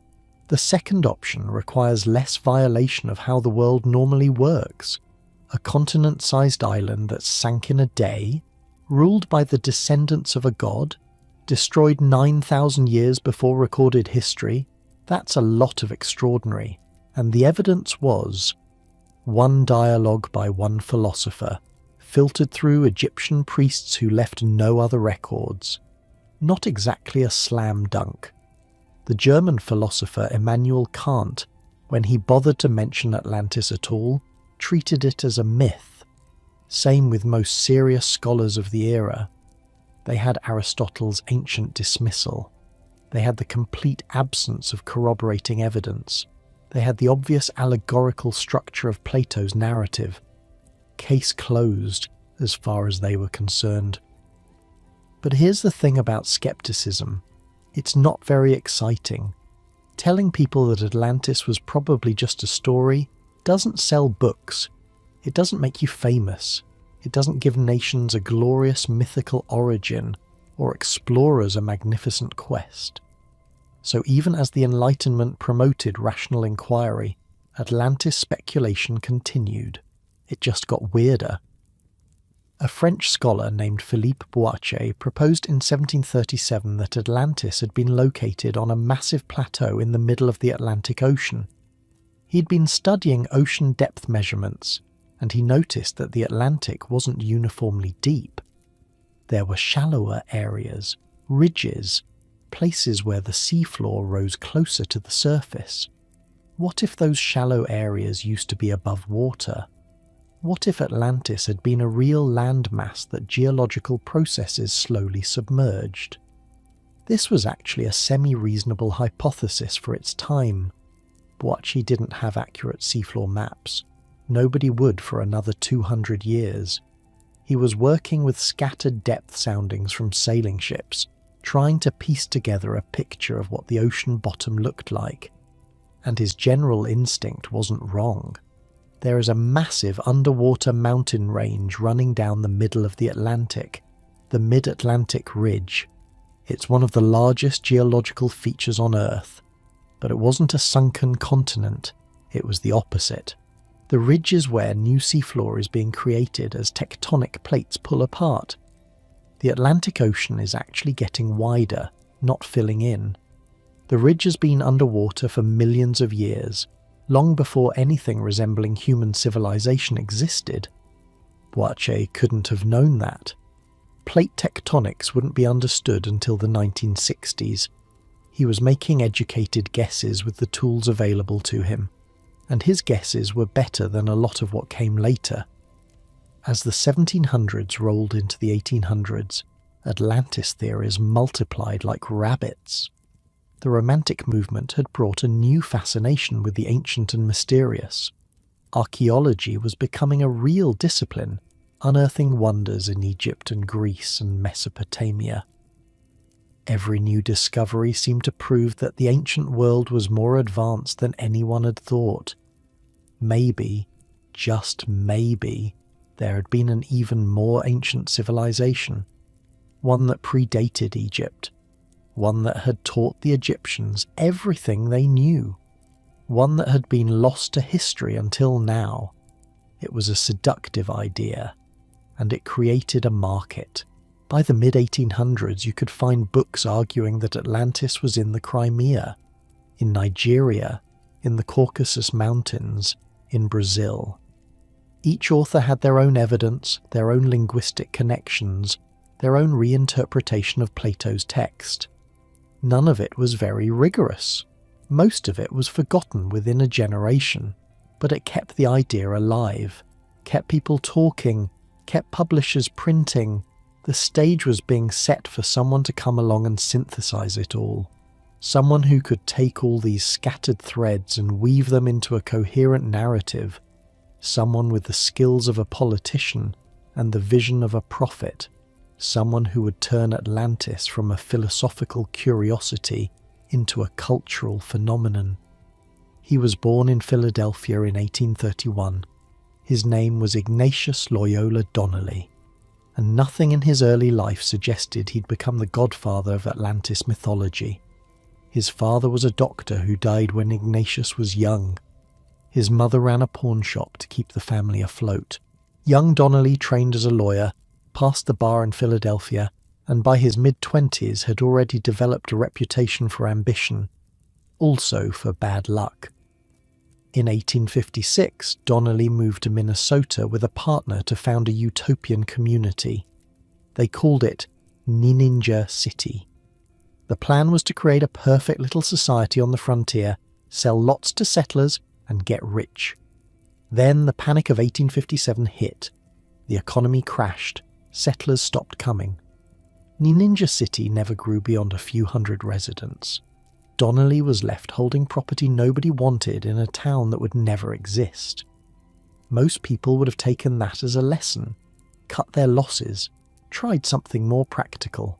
Donnelly ran for office. He won a seat as Lieutenant Governor of Minnesota in 1859. Then he got elected to Congress during the Civil War, served 3 terms in the House of Representatives, became known as a fiery speaker and a champion of progressive causes, supported homestead rights, fought against monopolies, argued for better treatment of Native Americans.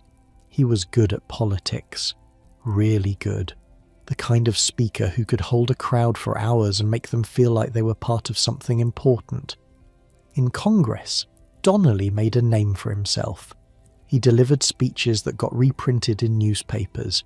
He championed causes that mattered to ordinary farmers and workers. He wasn't afraid to pick fights with railroads, with banks, with anyone who seemed to be squeezing the little guy. People called him the Sage of Ninninja, even though Ninninja was still mostly empty lots and broken dreams. He wore the nickname proudly, saw himself as a truth-teller, an outsider who understood things the establishment didn't. But politics also broke his heart. He made enemies, lots of them.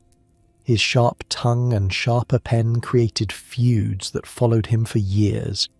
He accused a fellow congressman of corruption, got accused of corruption himself, spent years fighting libel suits and countersuits that drained his money and his reputation. By 1870, his political career had stalled. He tried to get back to Congress multiple times, lost, tried to get appointed to federal positions, failed. The Republican Party had moved on without him. The Democrats didn't trust him. He was a man without a political home, so he tried other things, started a newspaper, it folded, tried farming seriously, the weather didn't cooperate, tried third-party runs on various tickets, the Greenback Party, the Anti-Monopoly Party, the Farmers' Alliance, never quite connected, never quite broke through, and somewhere in all that failure, all those long winters on the Minnesota prairie with nothing to do but read and think, Donnelly started writing books. The first one was a scientific treatise arguing that the ice ages had been caused by a comet striking the Earth. It sold okay, got some reviews, nothing spectacular. But Donnelly was learning how to structure an argument for a popular audience, learning how to take dense academic material and make it exciting, learning how to create the sense that he was revealing hidden truths that the establishment didn't want you to know, And in the winter of 1881, sitting in his farmhouse in Minnesota, surrounded by stacks of books and papers, he started writing about Atlantis. The man was 50 years old. He'd failed at real estate. He'd been pushed out of politics. His great ambitions had come to nothing. But he still knew how to tell a story, and he was about to tell the biggest one of his life. Your breathing has probably slowed by now. The room feels quieter than it did when we started. That's the night settling in around you. There's something peaceful about being on the edge of something. The moment before the story changes.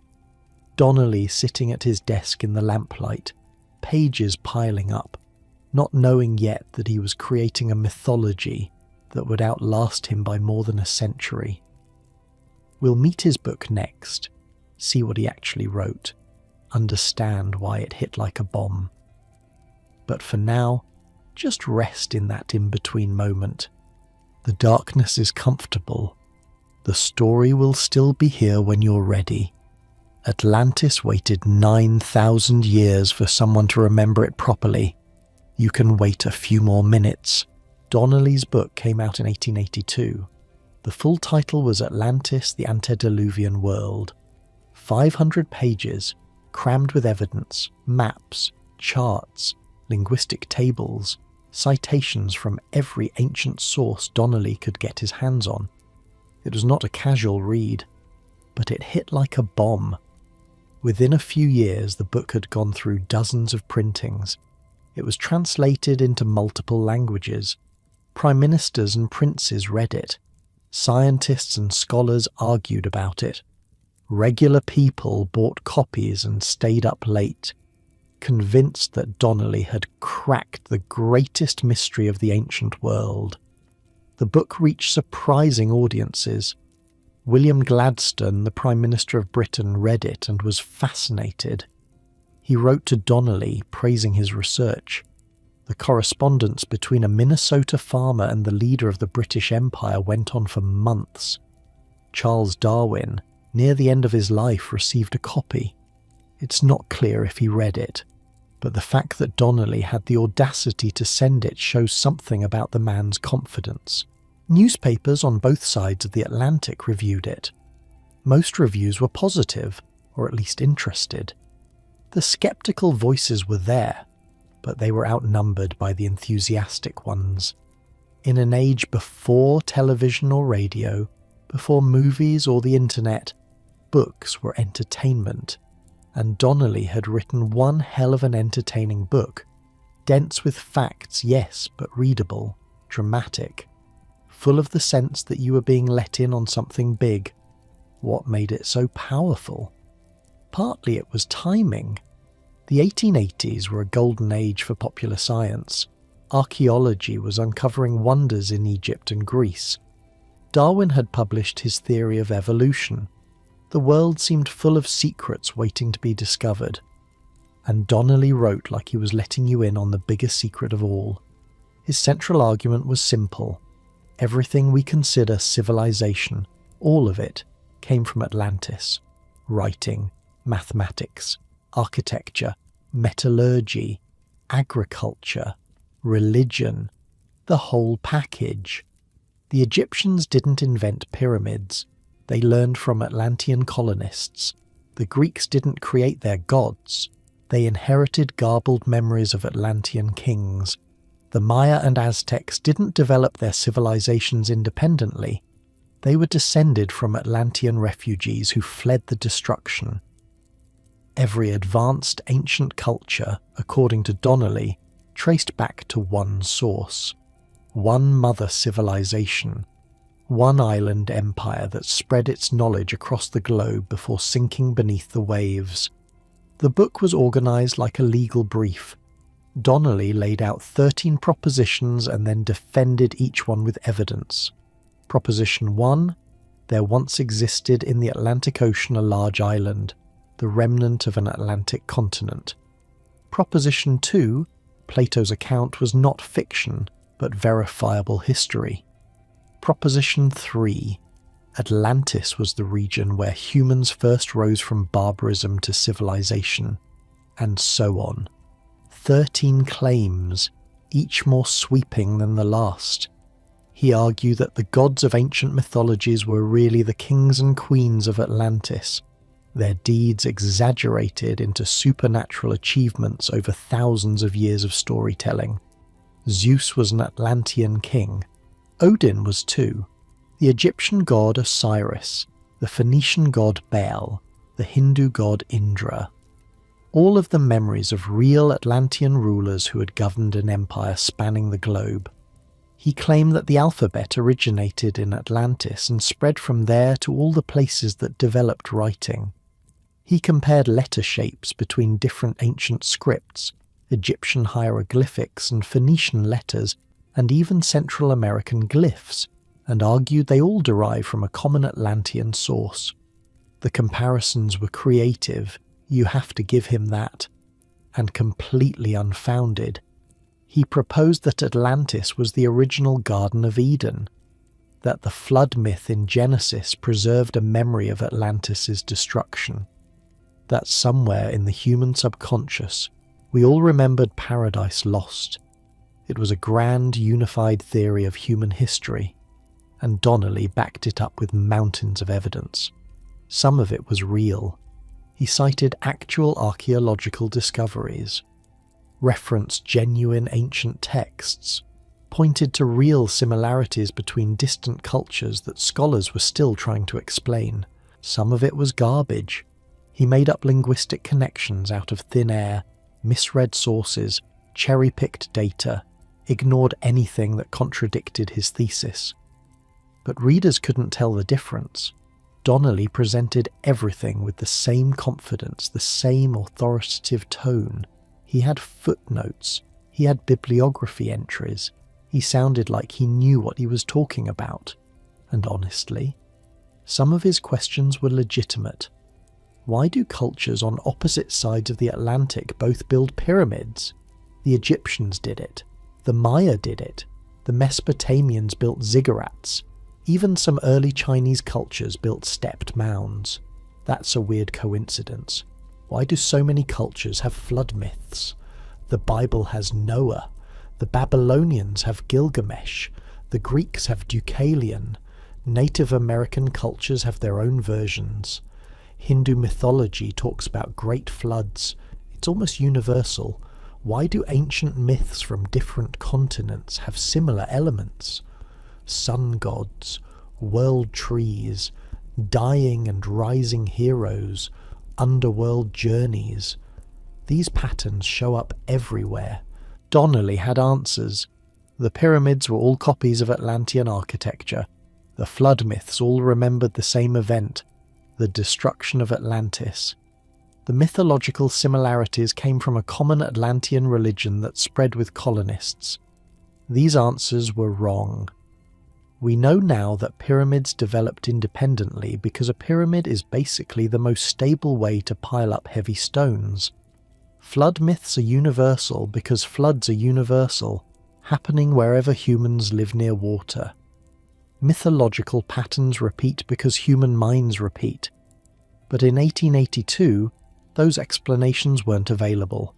Archaeology was young. Anthropology was younger. The scientific tools to trace human migrations and cultural development hadn't been invented yet. Donnelly filled the gap with confidence and imagination. His description of Atlantean society was vivid. He imagined a civilization that had mastered bronze and iron while the rest of the world used stone. A culture that understood astronomy and navigation centuries before anyone else. A trading empire whose ships reached every shore. He described their government, their religion, their colonies in Egypt and Greece and Mexico and Peru. He created an entire world out of speculation and scraps, and he put Atlantis in the Atlantic Ocean, right where Plato said it was. Specifically, he pointed to an underwater plateau that runs down the middle of the Atlantic. The same feature Boakye had noticed a century earlier. Donnelly argued this ridge was the remnant of a sunken continent. the peaks of its mountains now poked above water as the Azores. If you drained the Atlantic Ocean, Donnelly suggested, you'd find the ruins of Atlantis sitting there. The temples, the canals, maybe even the bones of the Atlanteans themselves. It's worth pausing here to appreciate how wrong this is.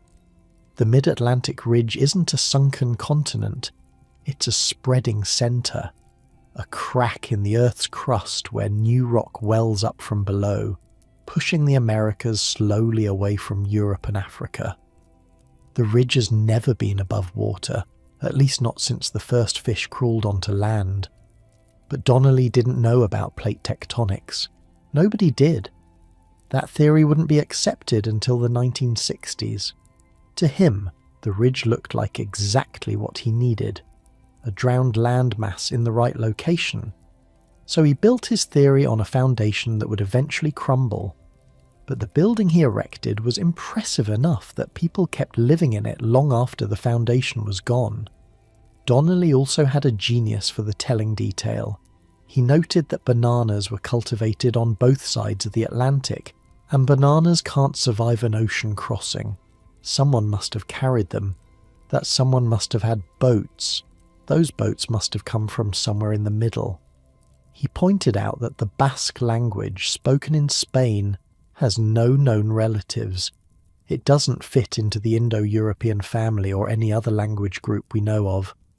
Donnelly suggested the Basques were descendants of Atlanteans whose original language had survived. He collected legends from Ireland about an island in the west called High Brazil. Legends from Africa about lands beyond the sunset. Legends from everywhere, really, that might possibly maybe refer to Atlantis. Individually, each piece of evidence was weak. Plenty of plants got spread around by birds or ocean currents. Languages can be isolates for lots of reasons. Legends about magical islands are exactly the kind of thing people make up when they're staring at the horizon. But together, piled up over 500 pages, it started to feel overwhelming. Like there must be something there. That's the magic trick of pseudoscience. Quantity becomes a substitute for quality. 100 bad arguments feel more convincing than one good argument, just because there are more of them. Donnelly's book created a template that Atlantis enthusiasts would follow for the next century and beyond. Start with Plato, add every ancient mystery you can find, draw connections that professional scholars would reject, present it all with absolute certainty. The book also did something else important. It made Atlantis feel possible, not in a fairy tale way, in a scientific way. Donnelly wrote in the voice of a researcher presenting findings. He wasn't telling a story, he was making a case, and his case implied that Atlantis could be proven. Divers could explore the Azores, archaeologists could look for Atlantean artifacts in Egypt and Mexico. Linguists could trace Atlantean words through modern languages. The mystery was solvable. That was incredibly attractive. The idea that you could actually find Atlantis, that the next expedition, the next discovery, the next breakthrough might crack it all open. It turned passive readers into active believers. People who would fund expeditions, write their own books, dedicate their lives to proving Donnelly right. The professional scientific community was less impressed.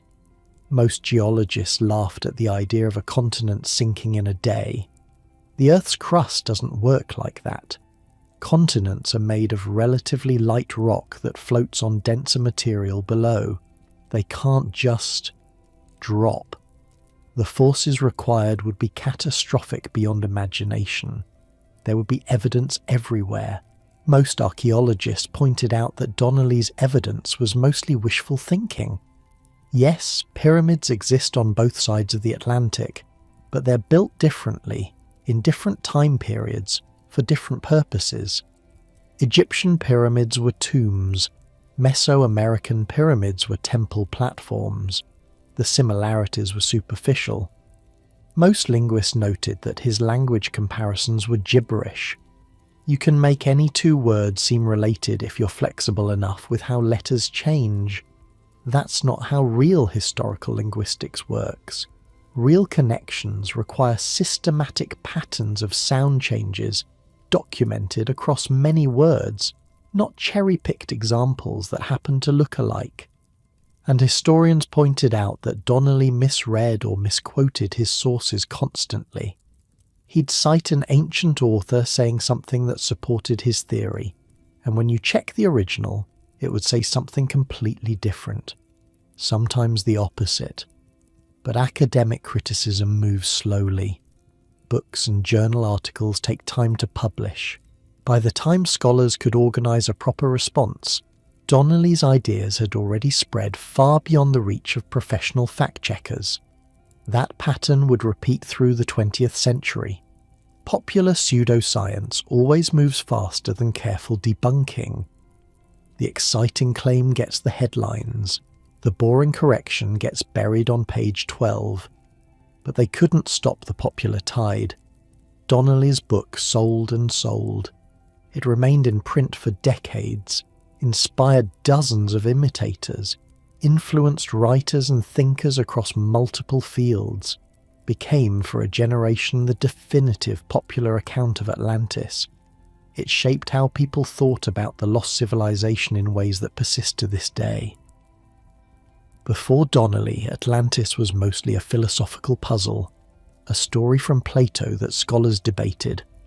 After Donnelly, Atlantis was a real place, a civilization with technologies and colonies and trade routes, something you could, theoretically, dig up and study. He also established Atlantis as an explanation for anything mysterious. Strange archaeology must be Atlantean. Unexplained similarities between cultures, Atlantean influence, any ancient achievement that seemed too sophisticated for primitive people. Definitely Atlantis. This became a problem, because once you have a catch-all explanation, you stop looking for real answers. Professional archaeologists would spend the next century fighting Donnelly's ghost. Every time they uncovered something interesting, someone would pop up claiming it proved Atlantis. Every time they tried to explain how ancient people actually developed their civilizations, some Donnelly follower would insist that it all came from a sunken island. The debate still happens today, on YouTube, on History Channel specials, in books that borrow Donnelly's structure and confidence while updating his claims for a new century. He created a mythology, and mythologies don't die easily. Donnelly himself basked in the attention for a while. He wrote more books. One argued that a comet had caused the destruction, covering the earth in fire before the flood. Another claimed that Francis Bacon secretly wrote Shakespeare's plays, with coded messages hidden in the texts. Yeah, he went down some rabbit holes. But the Atlantis book was his legacy, the thing that would outlast him.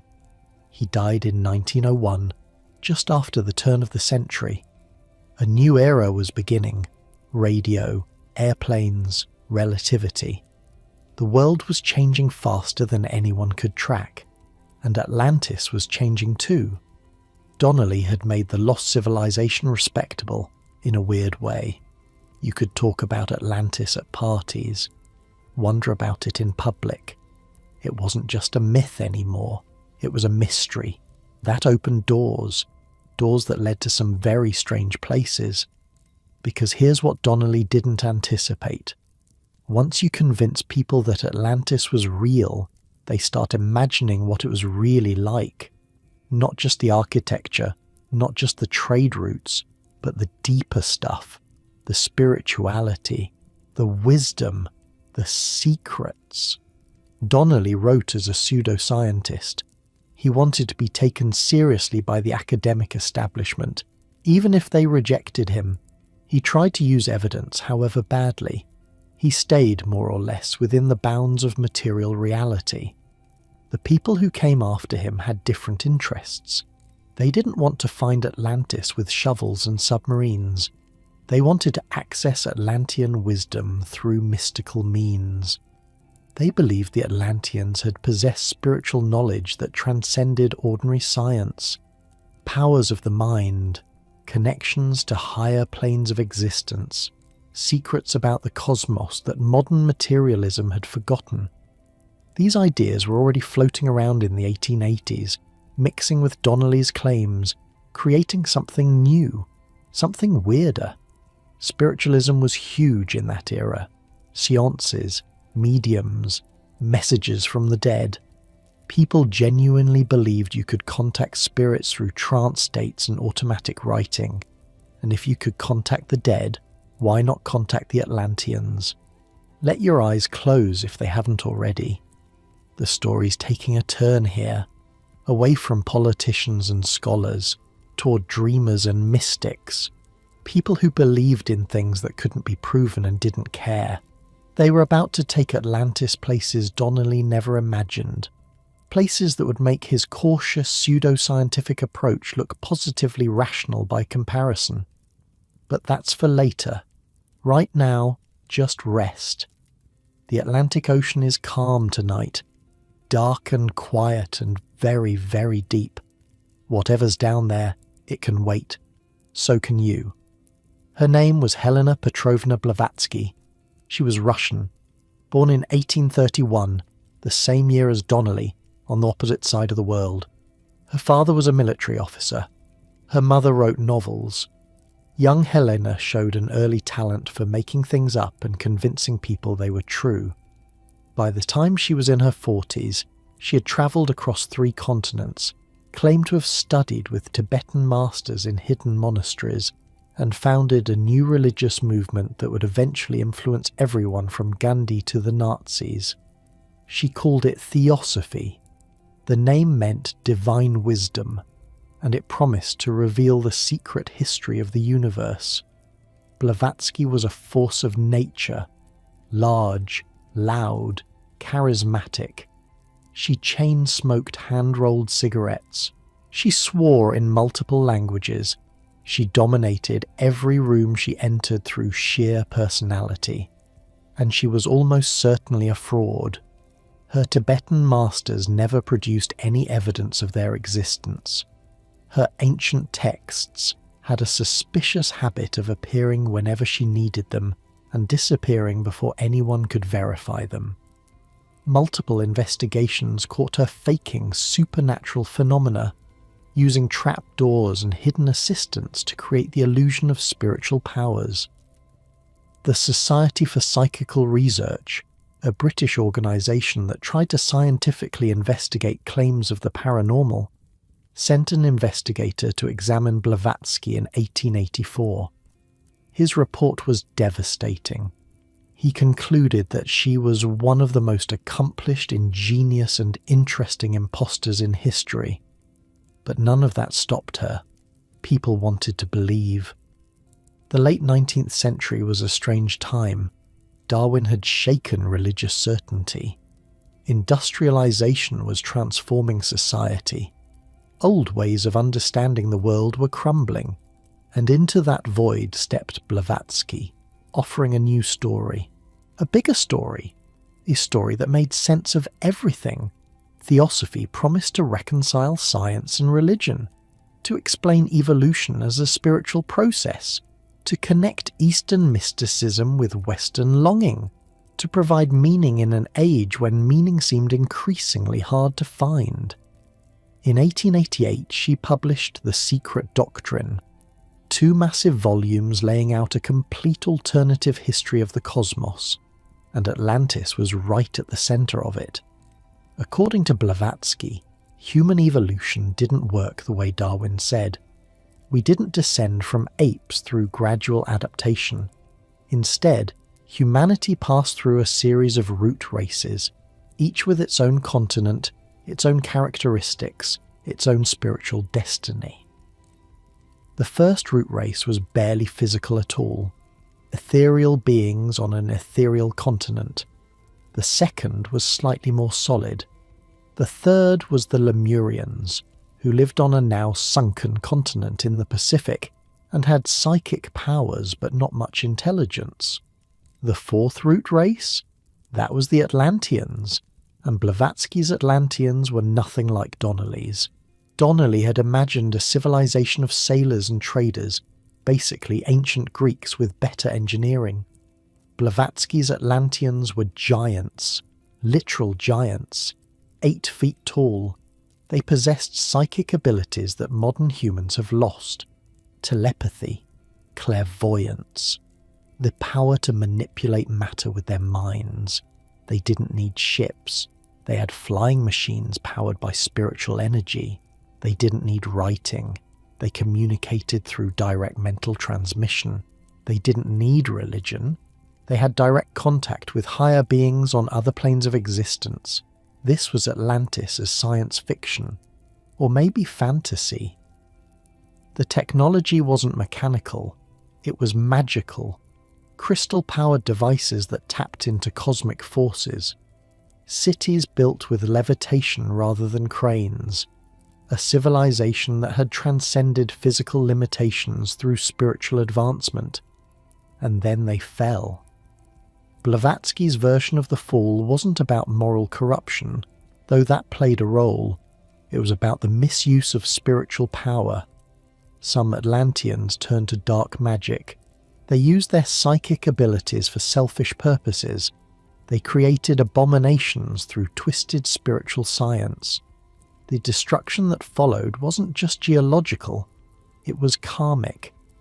The universe itself rejected what Atlantis had become.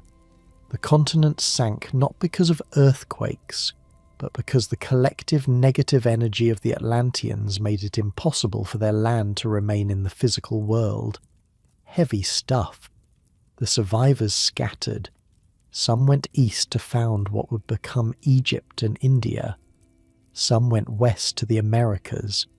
They carried fragments of Atlantean wisdom with them, establishing mystery schools and secret traditions that preserved ancient knowledge for initiates.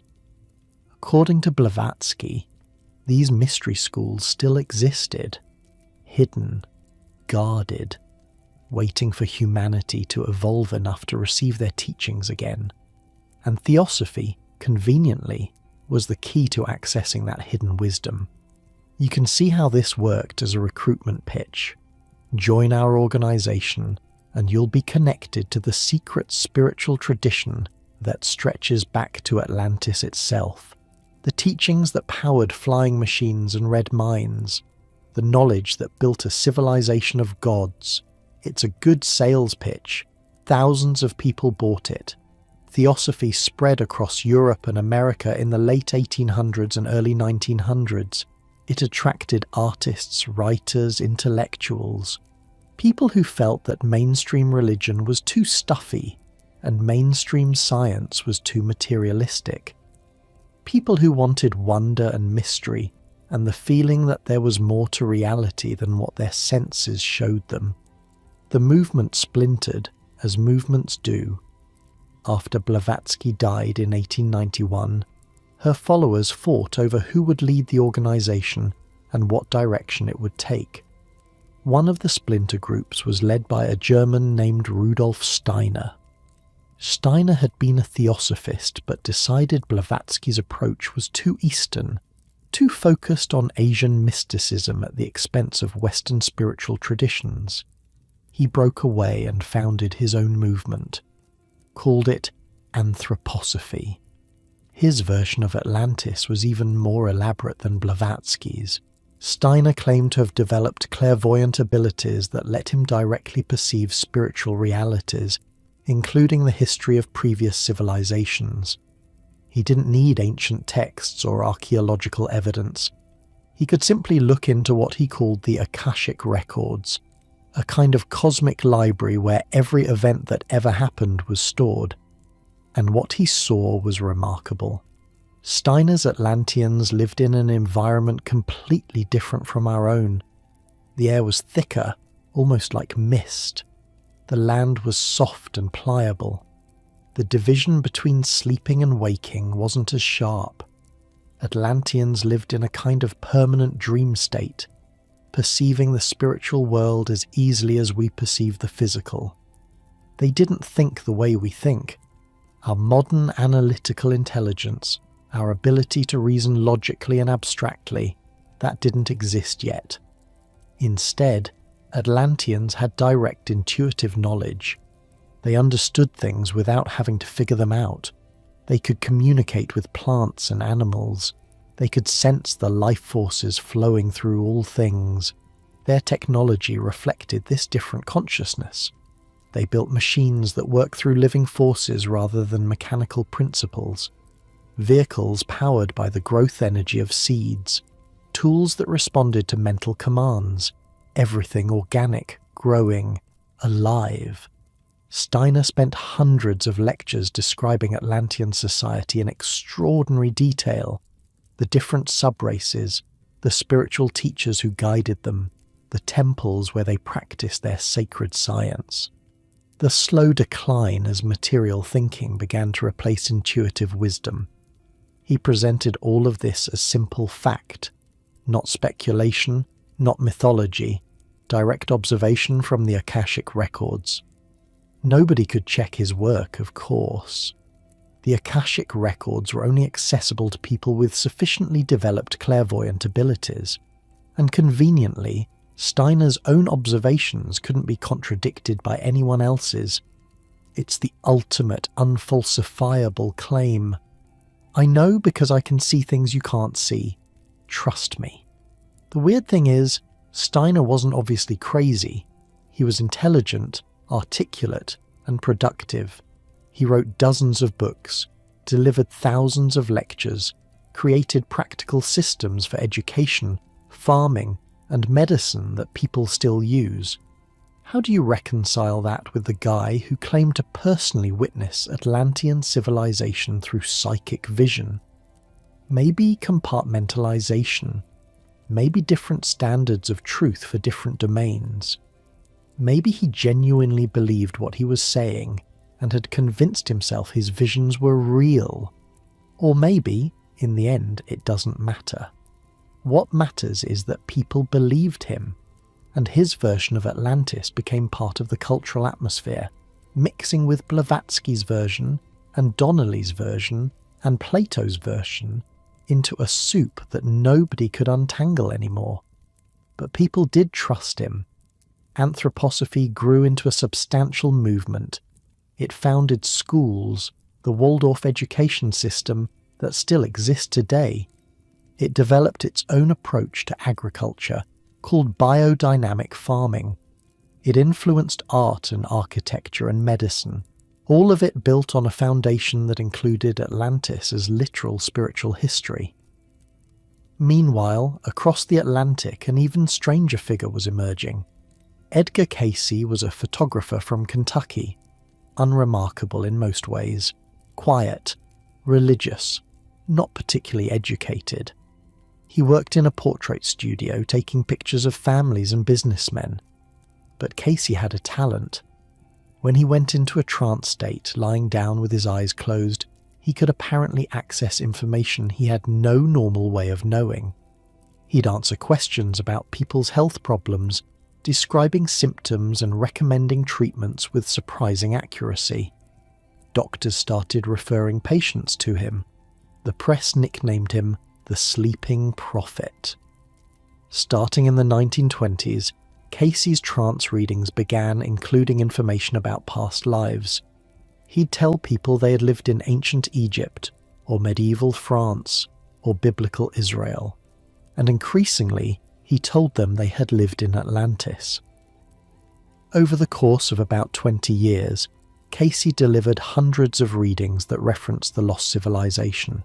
Piece by piece, his trance statements assembled a detailed picture of what Atlantis had been like. According to Cayce, Atlantis existed from about 200,000 BC until its final destruction around 10,000 BC. That's a civilization lasting almost 200,000 years. For comparison, all of recorded human history is only about 5,000 years. The Atlanteans went through multiple periods of development and destruction. Not one cataclysm, but several. The continent broke apart gradually over thousands of years, with different sections sinking at different times. At their peak, Casey's Atlanteans had technology we haven't matched yet. Flying machines and submarines, ray weapons that could destroy armies, electrical power generated by massive crystals that tapped into cosmic energy. The crystals were central to Casey's vision.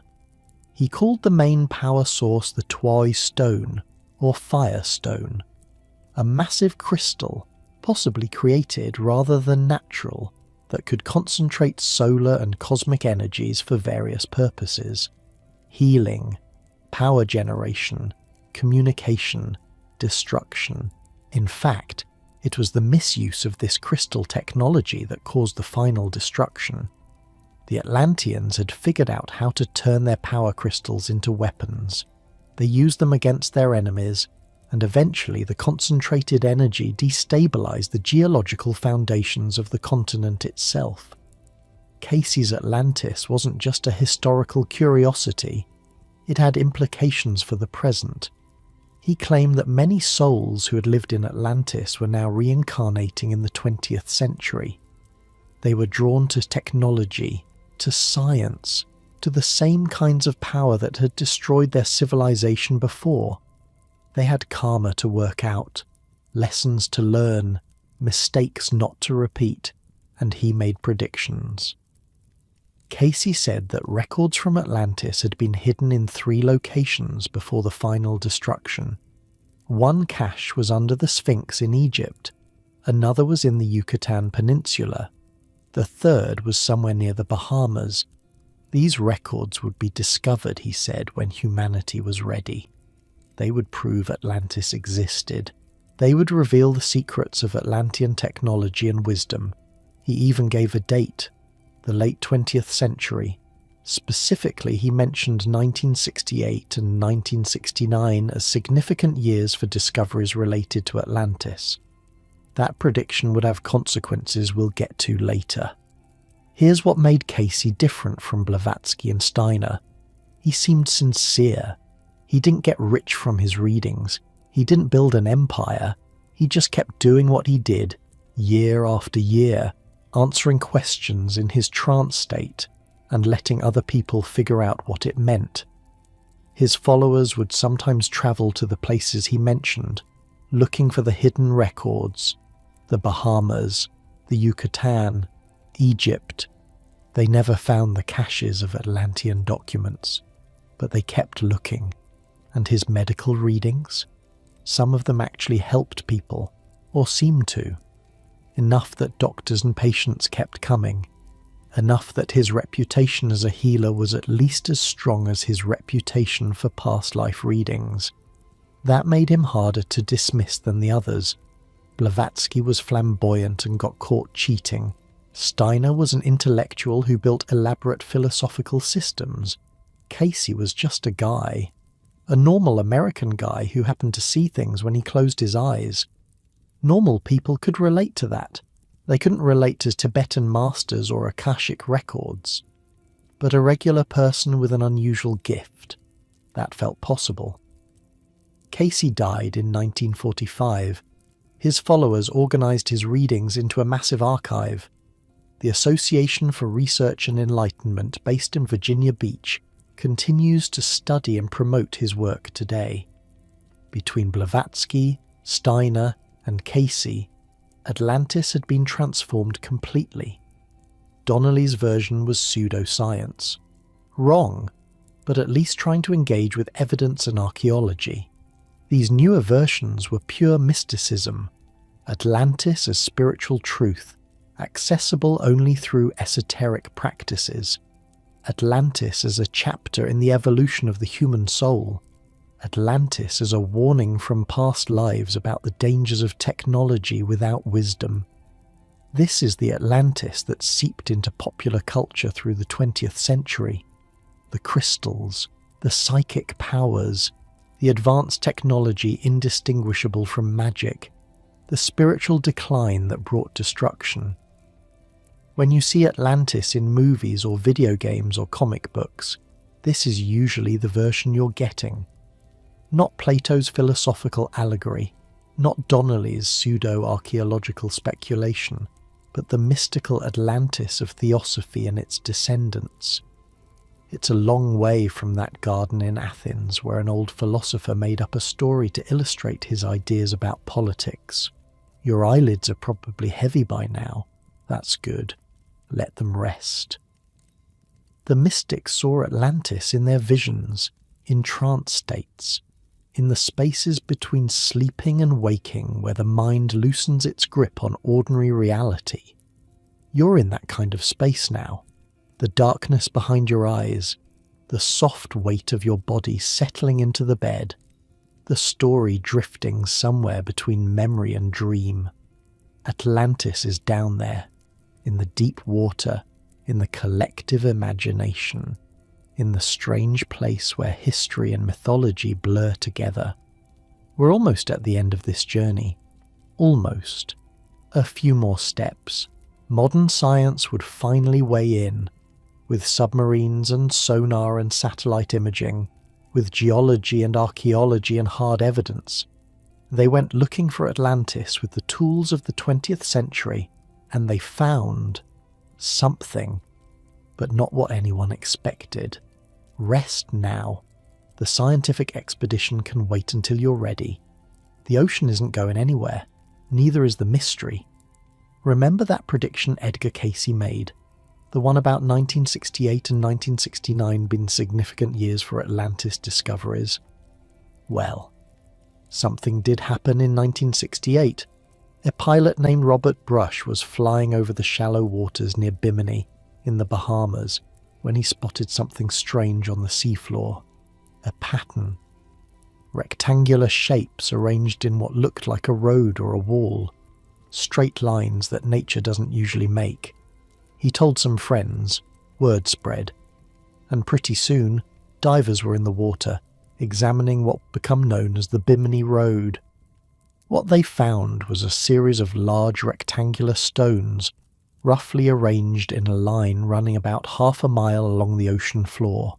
The stones were limestone, some of them enormous. They looked to excited eyes like paving stones, like the remains of a road or a foundation. The timing was almost too perfect. Cayce had said records of Atlantis would be found near the Bahamas around 1968, and here was something, right where he said, right when he said. His followers went nuts. This was it. Proof. Vindication. The sleeping prophet had seen the truth, and now the truth was revealing itself to the world. Divers and researchers descended on Bimini. They measured the stones, photographed them, took samples, argued about what they were seeing. Some claimed to find tool marks on the stones. Others said they detected a second layer beneath the visible one, suggesting deliberate construction. A few reported finding carved heads and artifacts in the surrounding sand, though these objects had a habit of disappearing before they could be properly documented. The Association for Research and Enlightenment, Cayce's organization, funded multiple expeditions. They were determined to prove their prophet right. They brought in psychics to dowse for additional structures. They hired boats and divers and underwater cameras. The media loved it. Atlantis found? Headlines appeared in newspapers and magazines. Television crews filmed divers swimming along the underwater formation. For a moment it seemed like the mystery might finally be solved. Except geologists who examined the Bimini Road came to a different conclusion. The stones weren't cut or shaped by human hands. They were beach rock, a type of limestone that forms naturally in tropical shallows, and beach rock has a habit of fracturing along straight lines, creating rectangular shapes that can look artificial. The road wasn't a road. It was a natural geological formation, the same kind of formation you can find in dozens of other places around the Caribbean. Nothing special about it except the timing of its discovery and the hopes people projected onto it, but try telling that to the believers. The Bimini Road became a fixture of Atlantis literature, Books were written about it, documentaries filmed, expeditions launched to find more evidence in the surrounding waters. The fact that mainstream geologists dismissed it as natural didn't matter. For true believers, that dismissal was just more proof of closed-minded establishment thinking. This pattern would repeat throughout the 20th century. Someone would find something that looked unusual. Atlantis enthusiasts would declare it proof. Scientists would explain what it actually was. The enthusiasts would ignore the explanation and keep believing. It's exhausting, honestly, for everyone involved. But the scientific investigation of Atlantis-related questions was happening, even if it wasn't finding what the believers wanted. The most serious scientific engagement with the Atlantis question came from an unexpected direction. Not the Atlantic Ocean, not the Bahamas, but the Aegean Sea, in the waters around a crescent-shaped island called Santorini. Santorini is what's left of a volcano. If you visit today, you'll see a ring of islands surrounding a deep lagoon. The lagoon is actually a caldera, the collapsed crater of a volcano that blew itself apart roughly 3,600 years ago. One of the largest volcanic eruptions in human history.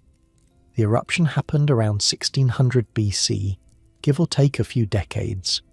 Dating ancient volcanic events is tricky, and scientists have argued about the exact timing for years.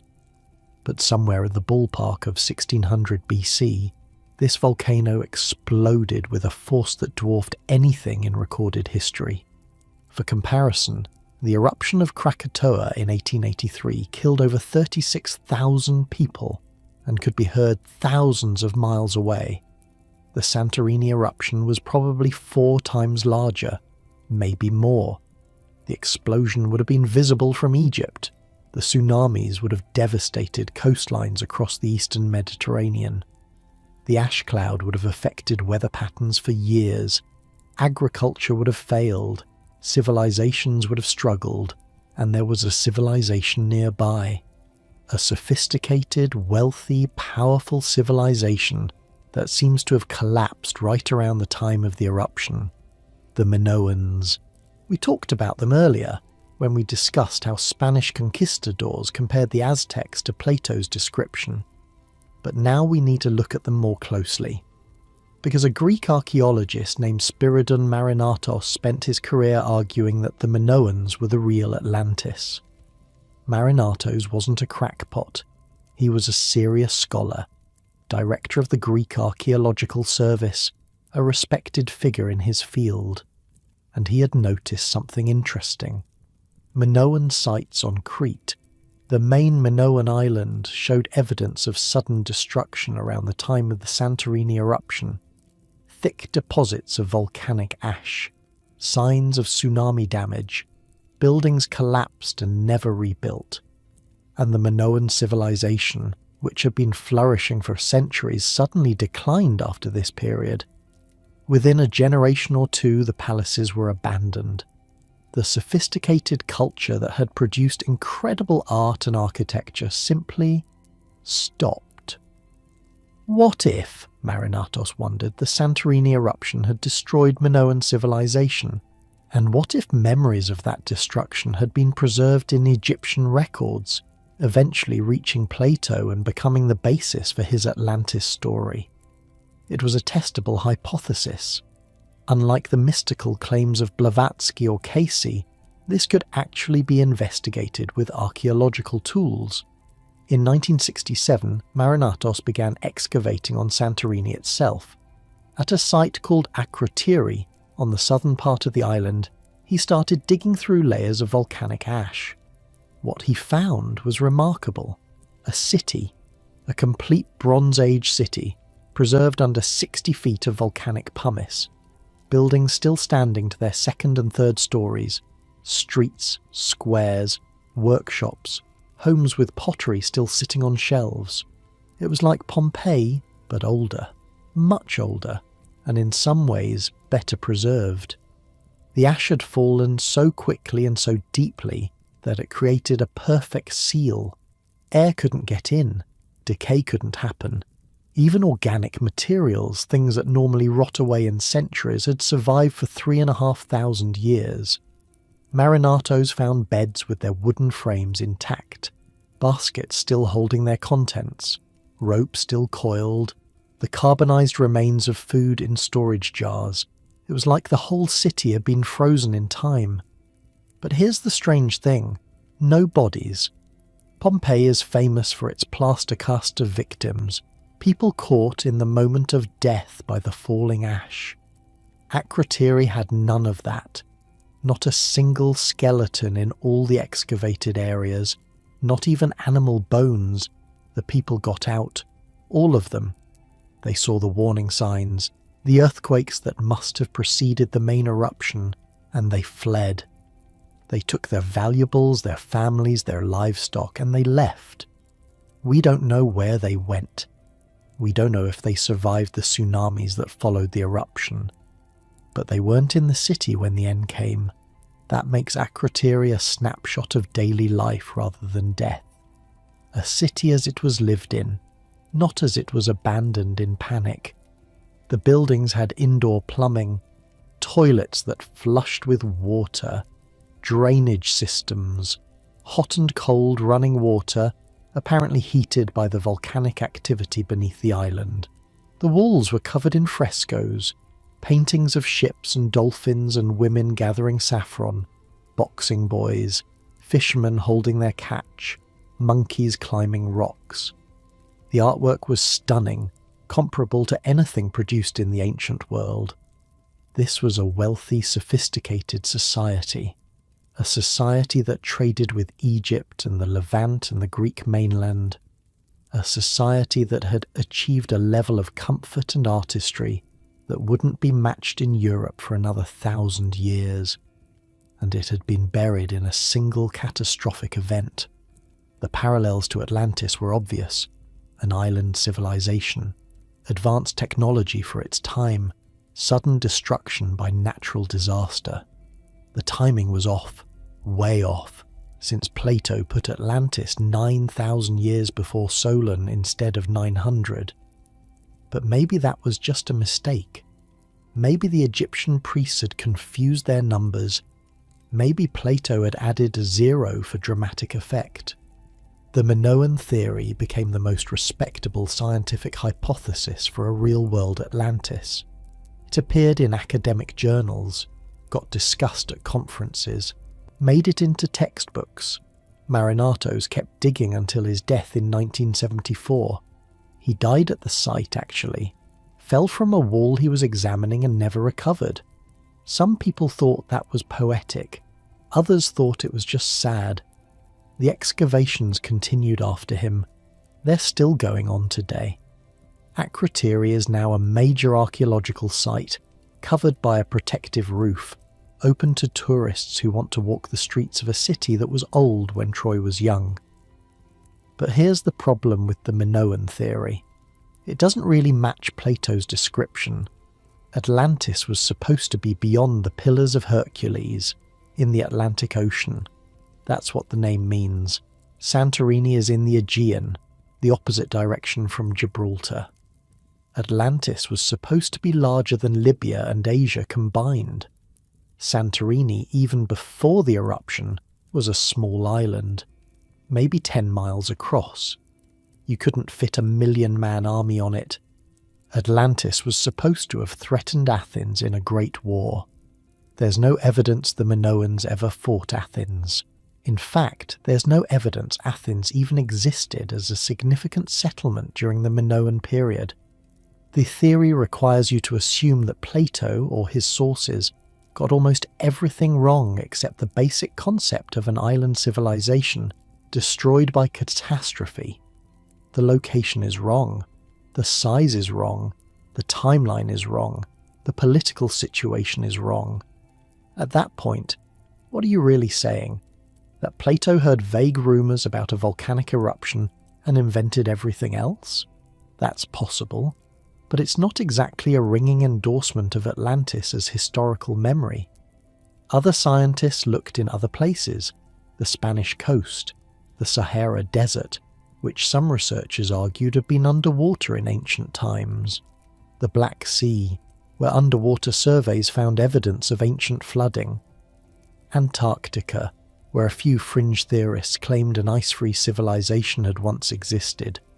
Each location had its advocates, each had its evidence, interpreted creatively. Each generated books and documentaries and conference presentations. Robert Ballard, the oceanographer who found the Titanic, turned his attention to ancient shipwrecks and submerged settlements. He explored the Black Sea floor and found well-preserved wooden structures from the Bronze Age, remains of communities that had been flooded when sea levels rose at the end of the Ice Age. That was genuinely exciting. Real archaeology of real submerged sites, proof that ancient communities had indeed been lost to rising waters. But it wasn't Atlantis. The settlements were small, fishing villages, nothing like the imperial capital Plato described. Underwater archaeologists explored the Atlantic floor with sonar and submersibles. They mapped the mid-Atlantic ridge in detail. They found underwater mountains and volcanic vents and bizarre ecosystems around thermal springs. They didn't find cities. They didn't find temples. They didn't find anything that looked like human construction.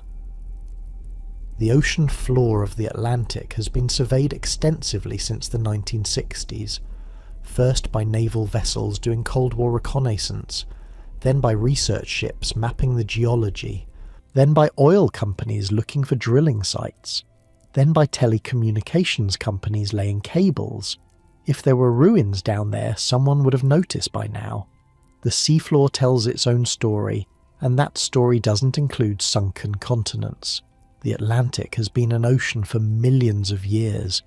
The crust beneath it is oceanic crust, thin and dense, nothing like the continental crust that would have supported a landmass.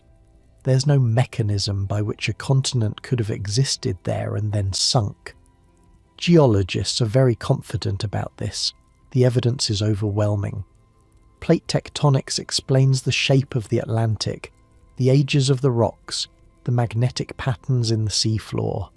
It all fits together into a coherent picture that leaves no room for Atlantis. This isn't closed-minded thinking, it's the way science works. When you have a well-supported theory that explains the evidence, you don't throw it out because someone wants to believe in a legend. You'd need extraordinary evidence to overturn plate tectonics, and no one has provided it. Some Atlantis enthusiasts argue that scientists are hiding something, that there's a conspiracy to suppress the truth, that the establishment is protecting its turf. But think about what that would require. Thousands of geologists and oceanographers and archaeologists from dozens of countries, all agreeing to keep a secret. All of them resisting the temptation to become famous by revealing the truth. All of them coordinating their cover-up across languages and political systems and competing institutions. That's not how science works. Scientists love proving each other wrong. It's how you make your reputation. If someone had real evidence for Atlantis, other scientists would be fighting to confirm it and share the credit. The simpler explanation is that there's nothing to find. But absence of evidence isn't always evidence of absence, right? Maybe we haven't looked in the right place yet. Maybe Atlantis is under the ice in Antarctica. Maybe it's buried under sediment in some unexplored corner of the ocean. Maybe the ruins are there, but we don't recognize them for what they are. These are the arguments that keep the search alive. The possibility, however slim, that the next expedition might find something, that the next sonar sweep might reveal structures hidden in the deep. Hope is a powerful thing. It can survive a lot of disappointment. Your body is probably very relaxed now. The weight of the blankets, the darkness behind your eyes, the gentle rhythm of your breathing. We've followed this story a long way, from Plato's garden to Blavatsky's seances to Marinatos digging through volcanic ash. From philosophy to pseudoscience to real science and back again. The search continues, you know. People are still looking, still hoping, still finding patterns in the noise and declaring them proof. Maybe they'll find something someday. Stranger things have happened. Or maybe Atlantis will remain what it's always been. A story, a mirror, a way for humans to think about what we might become and what we might lose. There's something peaceful about that. Not every mystery needs a solution. Some questions are more valuable than their answers. Rest now. Let the water close over the ruins. Let the sediments settle. The final chapter of this story isn't about the search. It's about what Atlantis means, why it endures, why after 2,400 years we still can't let it go. But that can wait until you're ready. The ocean is patient. So is the dark. The search never really stopped. Every few years someone announces a new discovery. A sonar image that looks like buildings. Satellite photos showing geometric patterns in the ocean. Ancient maps that supposedly prove advanced navigation existed before recorded history. Google Earth made it worse. Suddenly anyone with an internet connection could scan the ocean floor for anomalies. People found rectangular shapes, straight lines, grids that looked too regular to be natural. Most of it was digital noise, artifacts of how the mapping software stitched together different data sources. But that didn't stop the press releases, didn't stop the YouTube videos, didn't stop people insisting they'd found the real Atlantis in their bedroom, staring at a computer screen. In 2009, a British aeronautical engineer spotted a grid pattern on Google Earth in the Atlantic, west of the Canary Islands. It looked like streets, a city plan. The story went viral before anyone could check. Turns out it was sonar data.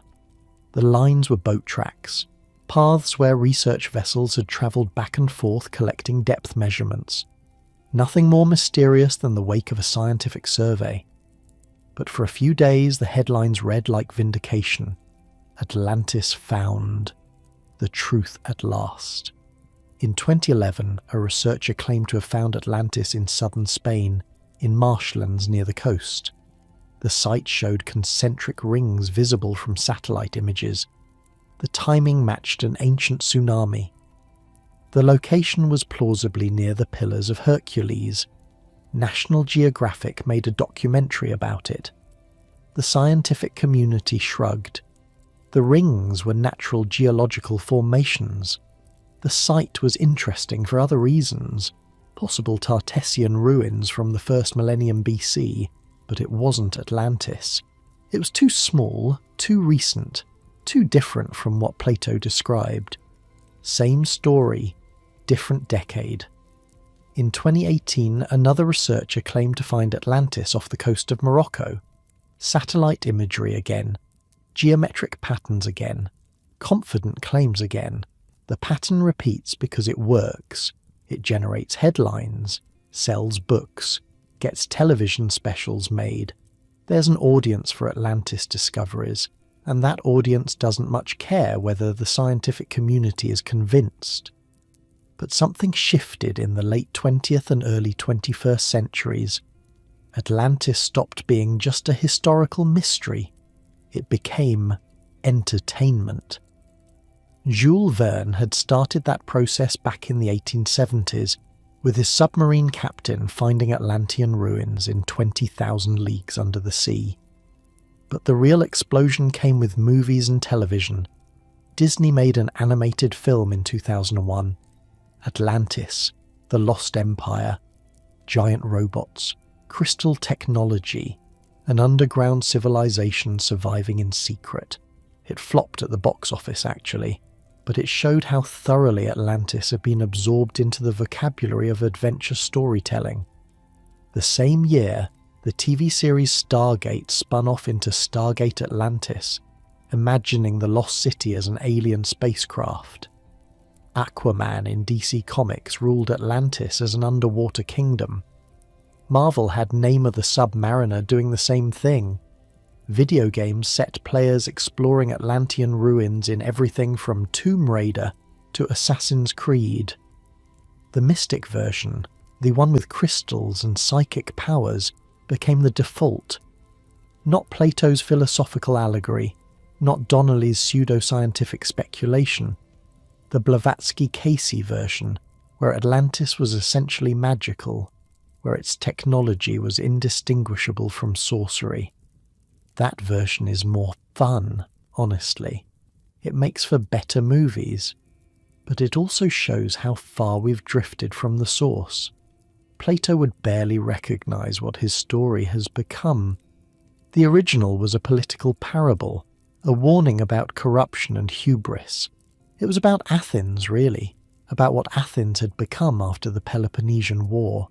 The foreign empire was a mirror, not a mystery. But try putting that in a summer blockbuster. Modern audiences want action, visual spectacle, clear villains and heroes.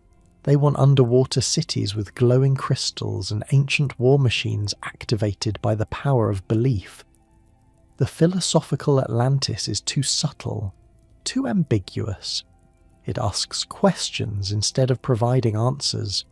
It makes you uncomfortable instead of entertained. So we get the other version, the one where Atlantis is basically a superhero origin story. Ancient technology waiting to be rediscovered, hidden knowledge that could change everything, the promise of power for whoever finds it first. It's not what Plato wrote, but it's what we want to hear. And then there's the ancient aliens phenomenon. If you've watched the History Channel in the past 15 years, you know what I'm talking about. That series where every ancient mystery gets explained by extraterrestrial intervention. The pyramids, aliens, Stonehenge, aliens. The Nazca lines, definitely aliens. The show has been running since 2009, over 200 episodes. It's one of the most successful programs the History Channel has ever produced, and Atlantis comes up constantly. Some ancient aliens proponents argue that the Atlanteans were extraterrestrials, or that they were humans who received technology from alien visitors. The crystal power sources, the flying machines. All of it makes more sense if you assume otherworldly help. Others take it further.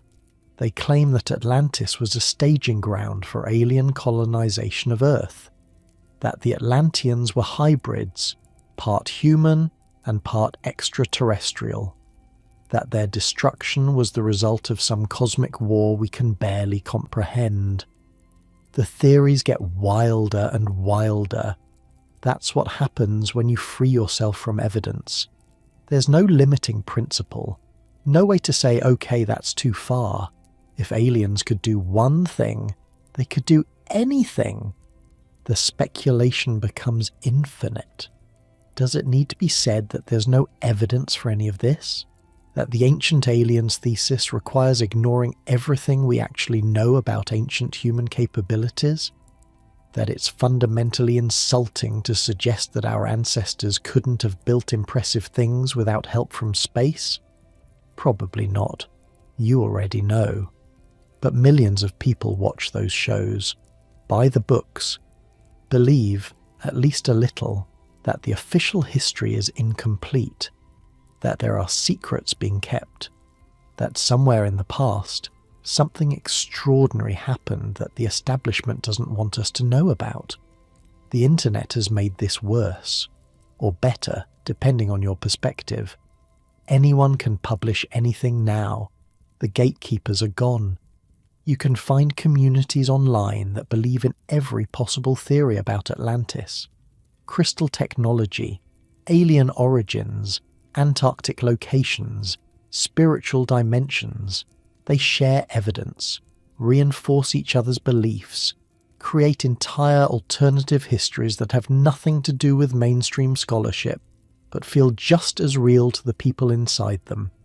It's a parallel universe of knowledge, separate from academia, separate from science, following its own rules. Atlantis has become a symbol of that feeling, the sense that there's more to history than the textbooks tell us, that ancient people knew things we've forgotten, that advanced civilizations have risen and fallen before, and ours might not be as special as we think.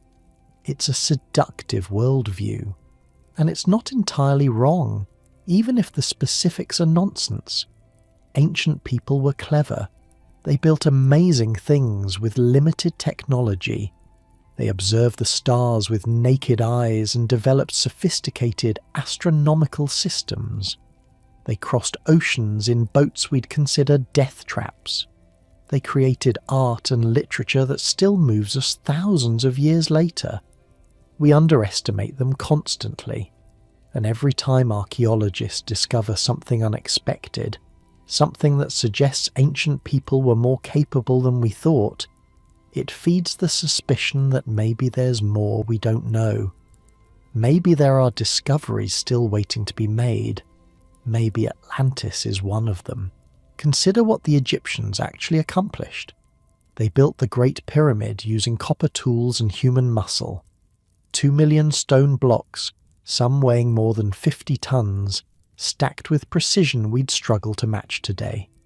They did it without wheels, without iron, without any of the technologies we consider essential for large construction projects, and they left records. We know how they did it. Ramps and levers and thousands of workers and decades of effort. It's impressive precisely because it was human, because they figured it out with the tools they had. Same with the Romans and their aqueducts, the Maya and their calendar, the Polynesians crossing thousands of miles of open ocean in canoes, navigating by stars and currents and the flight patterns of birds. None of this required aliens. None of it required Atlantean survivors teaching secret techniques. It just required human ingenuity, applied over generations, accumulated through trial and error. But that explanation feels insufficient somehow, too ordinary.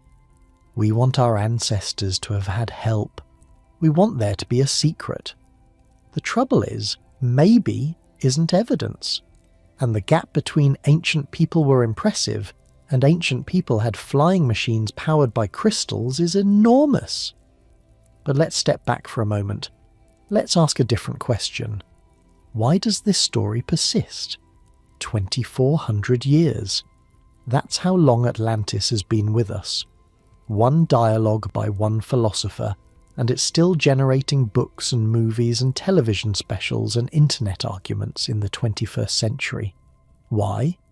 Part of it is the mystery itself. Humans love mysteries. We're pattern-seeking creatures, and an unsolved puzzle itches at us. We want to know. We need to know. The uncertainty is almost painful, and Atlantis is the ultimate unsolved puzzle. Big enough to matter, old enough to be romantic, just plausible enough that you can't quite dismiss it entirely. Think about it. We've solved so many mysteries. We know what causes lightning. We know how diseases spread. We can predict eclipses and explain rainbows and sequence the human genome.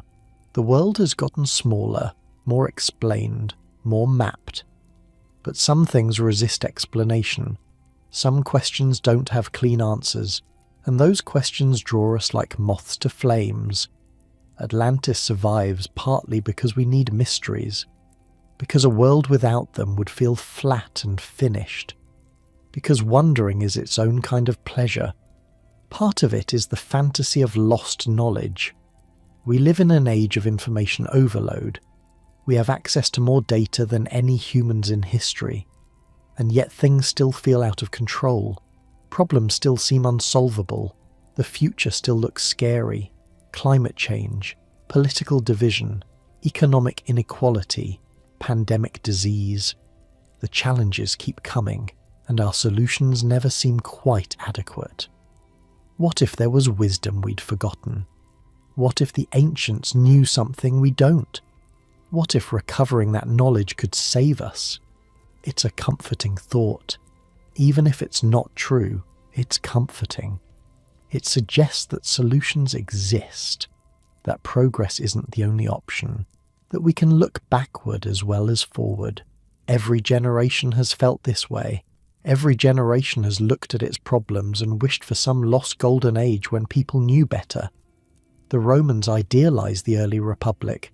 The medieval Europeans idealized Rome. The Renaissance idealized Greece.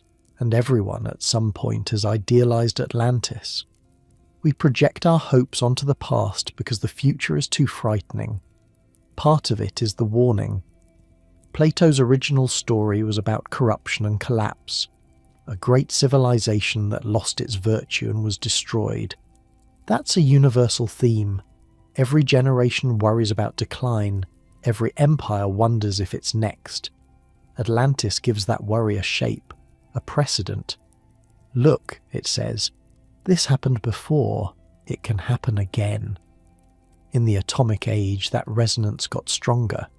Suddenly humanity had the power to destroy itself. The Atlantean catastrophe didn't seem quite so mythological anymore. We could see how it might happen. We could imagine the waters closing over our own civilization. And now, with climate change and rising seas, the image has gained new potency. Coastal cities threatened by flooding, island nations disappearing beneath the waves, civilizations undone by environmental changes they helped cause. We don't need to believe in Atlantis to feel its truth. The story works because it captures something real about human vulnerability, about the gap between our power and our wisdom. We can build wonders, but we can also destroy them. We can rise to greatness, but we can fall just as far. Atlantis is a reminder, a memento mori for civilizations. And part of it, honestly, is just good storytelling. Plato knew what he was doing. The concentric rings, the golden walls, the bulls sacrificed in the temple, the slow corruption of a noble people, the sudden, total destruction. These are powerful images. They stick in the mind. They generate more images, more stories, more variations on the theme. Think about what makes a story memorable. Vivid details, emotional stakes, a clear structure with beginning, middle, and end. Characters you can imagine, even if they're sketched briefly. A world that feels real, even if it's fantastic. Plato's Atlantis has all of that. The description of the city is detailed enough to visualize. The decline from virtue to corruption is psychologically believable. The ending is catastrophic and final. It's a complete narrative, even though it's technically unfinished.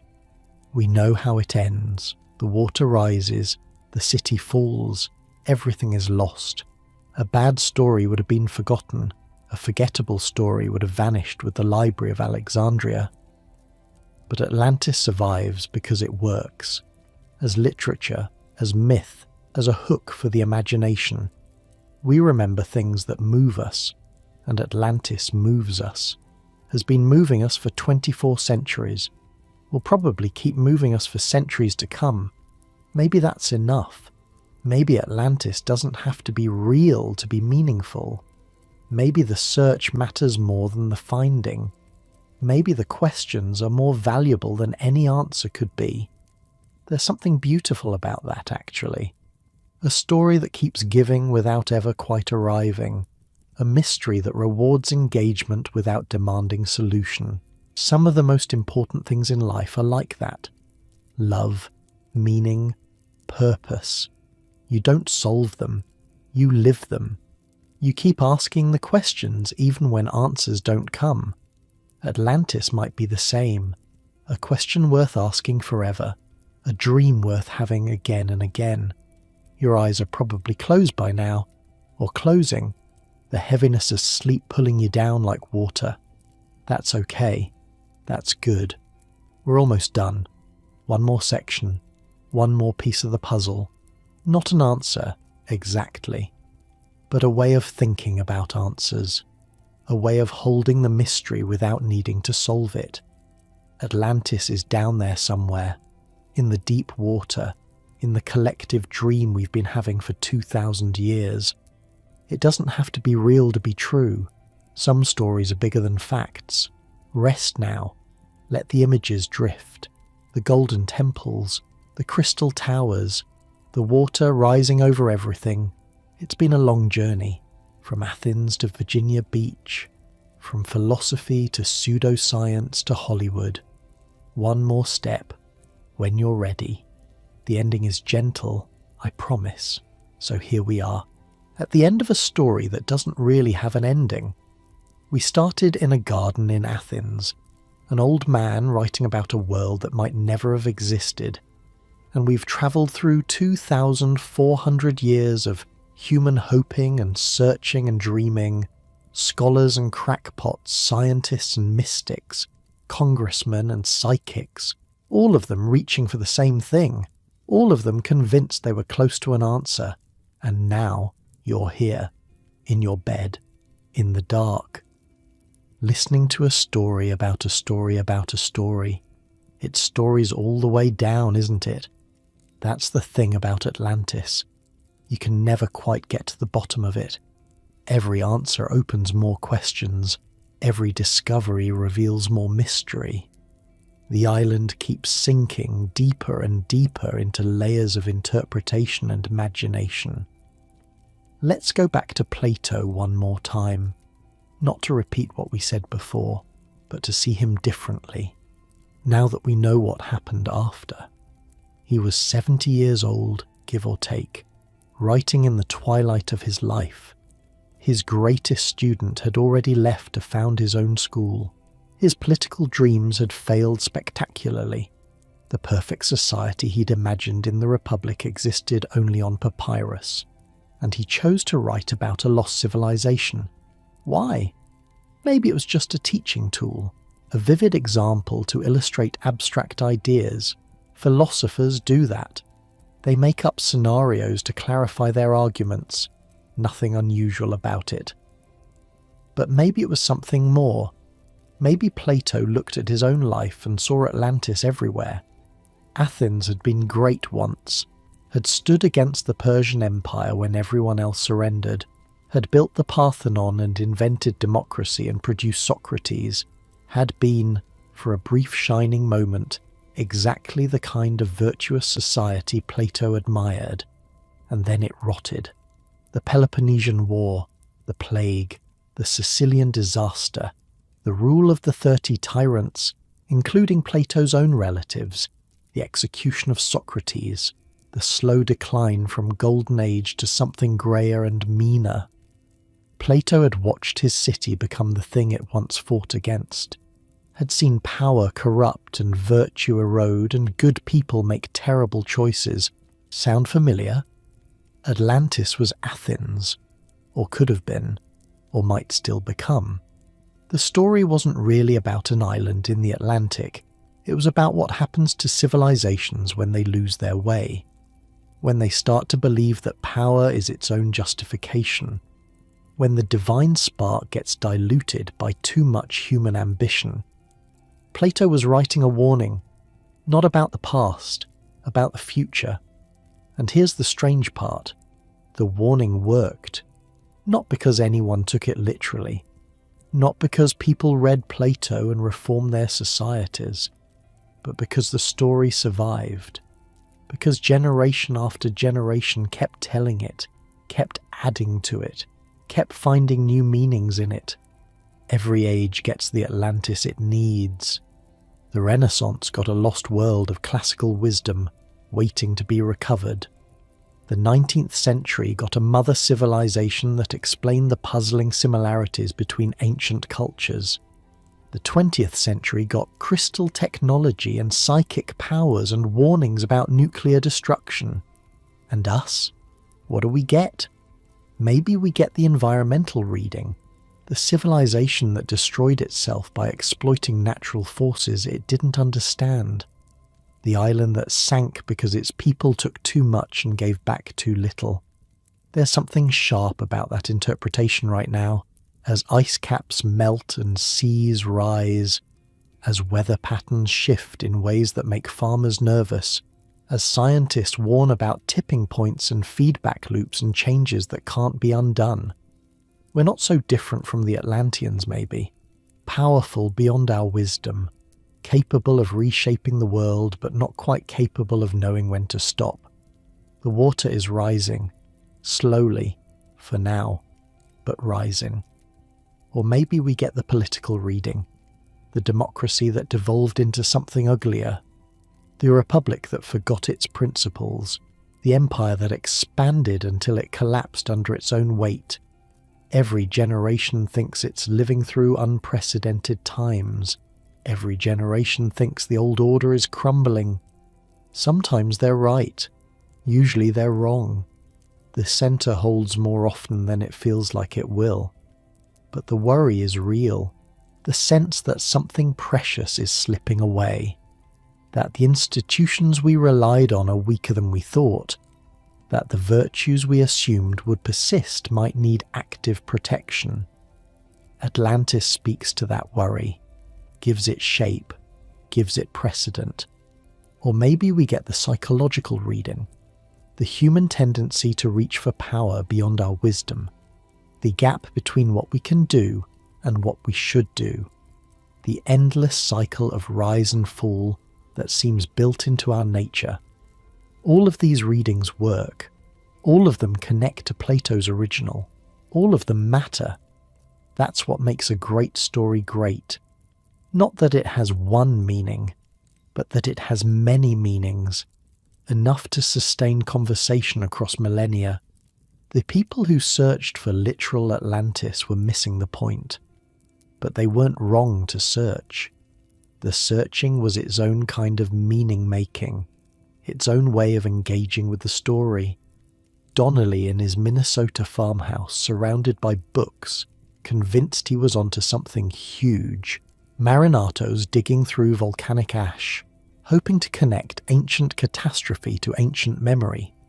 Even the ancient aliens people, in their weird way, trying to make sense of a world that often doesn't make sense. They all wanted the same thing, to understand, to connect, to feel like the past matters, like it has something to tell us. That's not a bad impulse, even when it leads to bad conclusions. The world is confusing. History is confusing. We're all just making our best guesses, using whatever tools we have. Some people's tools are better than others. Some guesses are more accurate. But the impulse to understand, the drive to make meaning, that's universal. That's human. We're the storytelling animal, the meaning-making animal. We can't help it. Even when there's no meaning there, we'll invent one. Even when the story doesn't fit, we'll force it. That's a bug and a feature, both at once. It leads us into error, into conspiracy theories and pseudoscience and false patterns that feel true but aren't. It makes us vulnerable to manipulation by people who understand how stories work and are willing to exploit that understanding.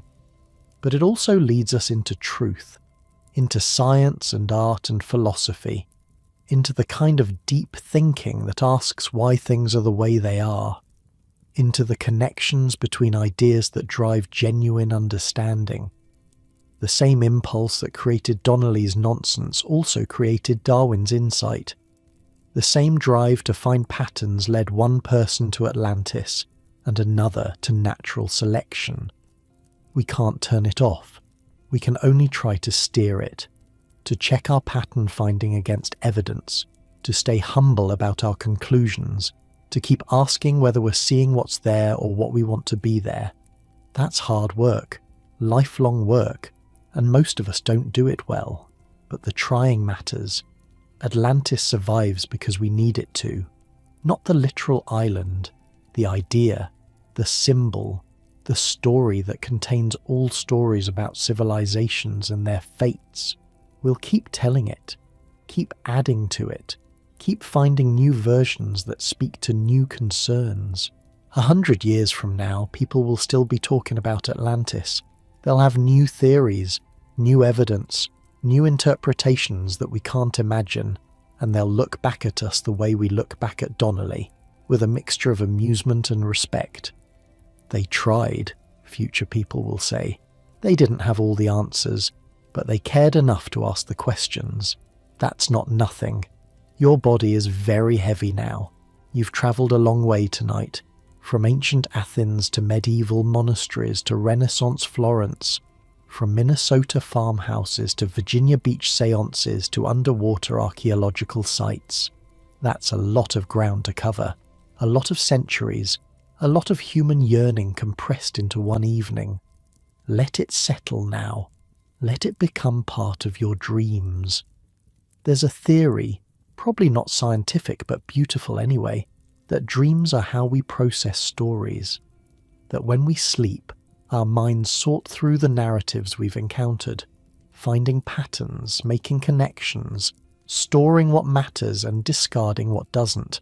If that's true, then Atlantis might visit you tonight, not as a place, as a feeling, a sense of something vast and lost and waiting. You don't have to solve it. You don't have to find it. You can just be with it. Let it wash over you like water. That's what stories do in the end. They don't demand anything. They just offer themselves, and we take what we need. Plato is gone, has been gone for over 2,000 years, but his story keeps talking to us, keeps asking questions we haven't finished answering. Did Atlantis exist? We don't know. We probably never will. The evidence points to no, but evidence isn't everything. Some truths exist beyond evidence. Some stories are true even when they're not factual. Maybe that's the real lesson. Not that Atlantis was real, not that we should keep searching, but that the search itself has value. That wondering is worthwhile. That mystery is a gift, not a problem to be solved. The ancient Greeks had a word for this, thaumazein. It's usually translated as wonder, but it means something more than that. It's the wonder that comes before understanding, the openness that makes learning possible. Plato said philosophy begins in wonder. Aristotle said the same thing. Before you can know anything, you have to be amazed that there's anything to know. You have to stand in front of the universe and feel small and confused and hungry for answers. That feeling doesn't go away when you learn things. It deepens. Every answer reveals new questions. Every solved mystery opens onto larger mysteries. The people who think they've figured it all out, they're the ones who've stopped wondering, stopped growing, stopped being fully alive to the strangeness of existence. Atlantis keeps wonder alive, even when you know it's probably not real. Even when you've heard all the debunking and read all the critiques, there's still something there, a shimmer of mystery that doesn't quite go away. Maybe that's worth preserving. We live in a world that wants to quantify everything, measure everything, explain everything, and there's value in that. Science has given us longer lives and cleaner water, and the ability to talk to each other across continents.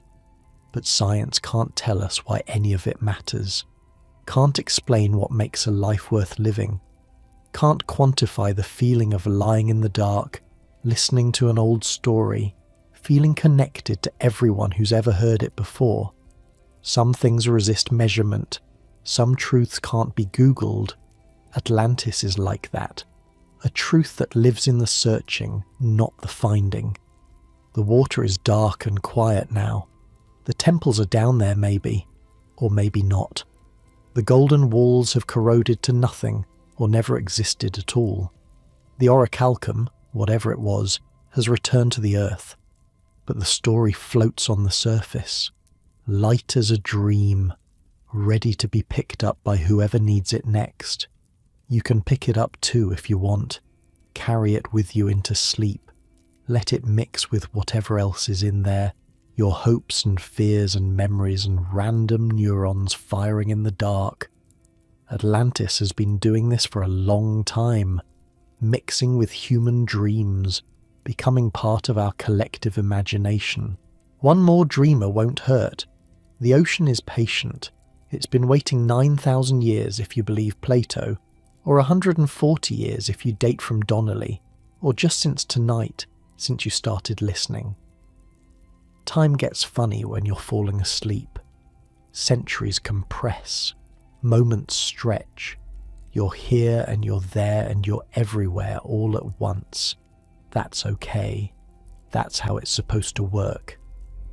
Plato is in the garden, writing by lamplight. Donnelly is at his desk in Minnesota, snow falling outside. Marinatos is brushing ash from a fresco, seeing colours that haven't seen light in 3,000 years. Casey is in his trance, speaking about crystals and catastrophe. They're all with you now. All part of the same story, all asking the same question. What was lost?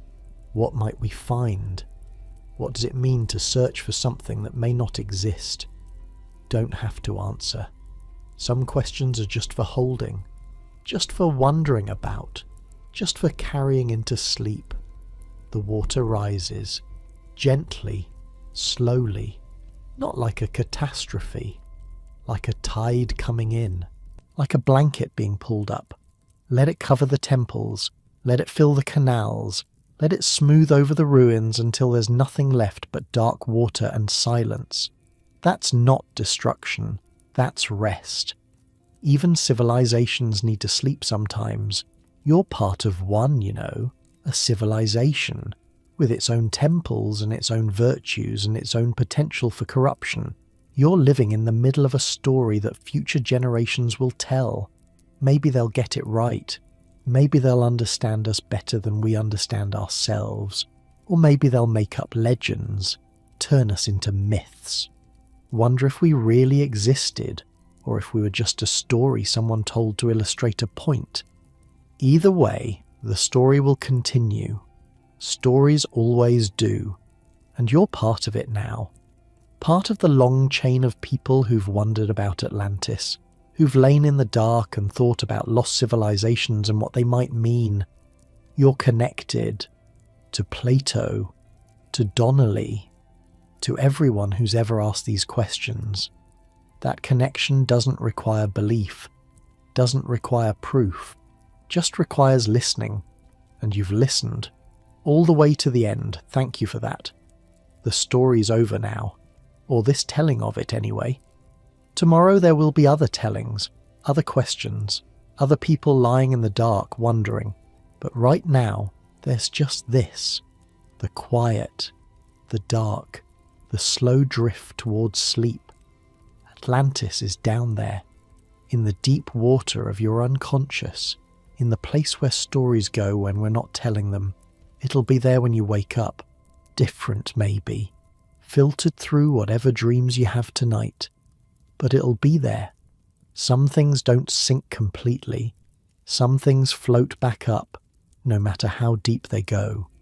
Atlantis is one of those things. So are you. Rest now. The search is over for tonight. Tomorrow, if you want, you can pick it up again. Read more. Wonder more. Join the conversation that's been going on for 24 centuries, or not. It's okay either way. The mystery will wait. It's been waiting this long. It can wait a little longer. Good night. Sleep well. And if you dream of golden walls and crystal towers and water rising over everything, just let it happen. That's what dreams are for.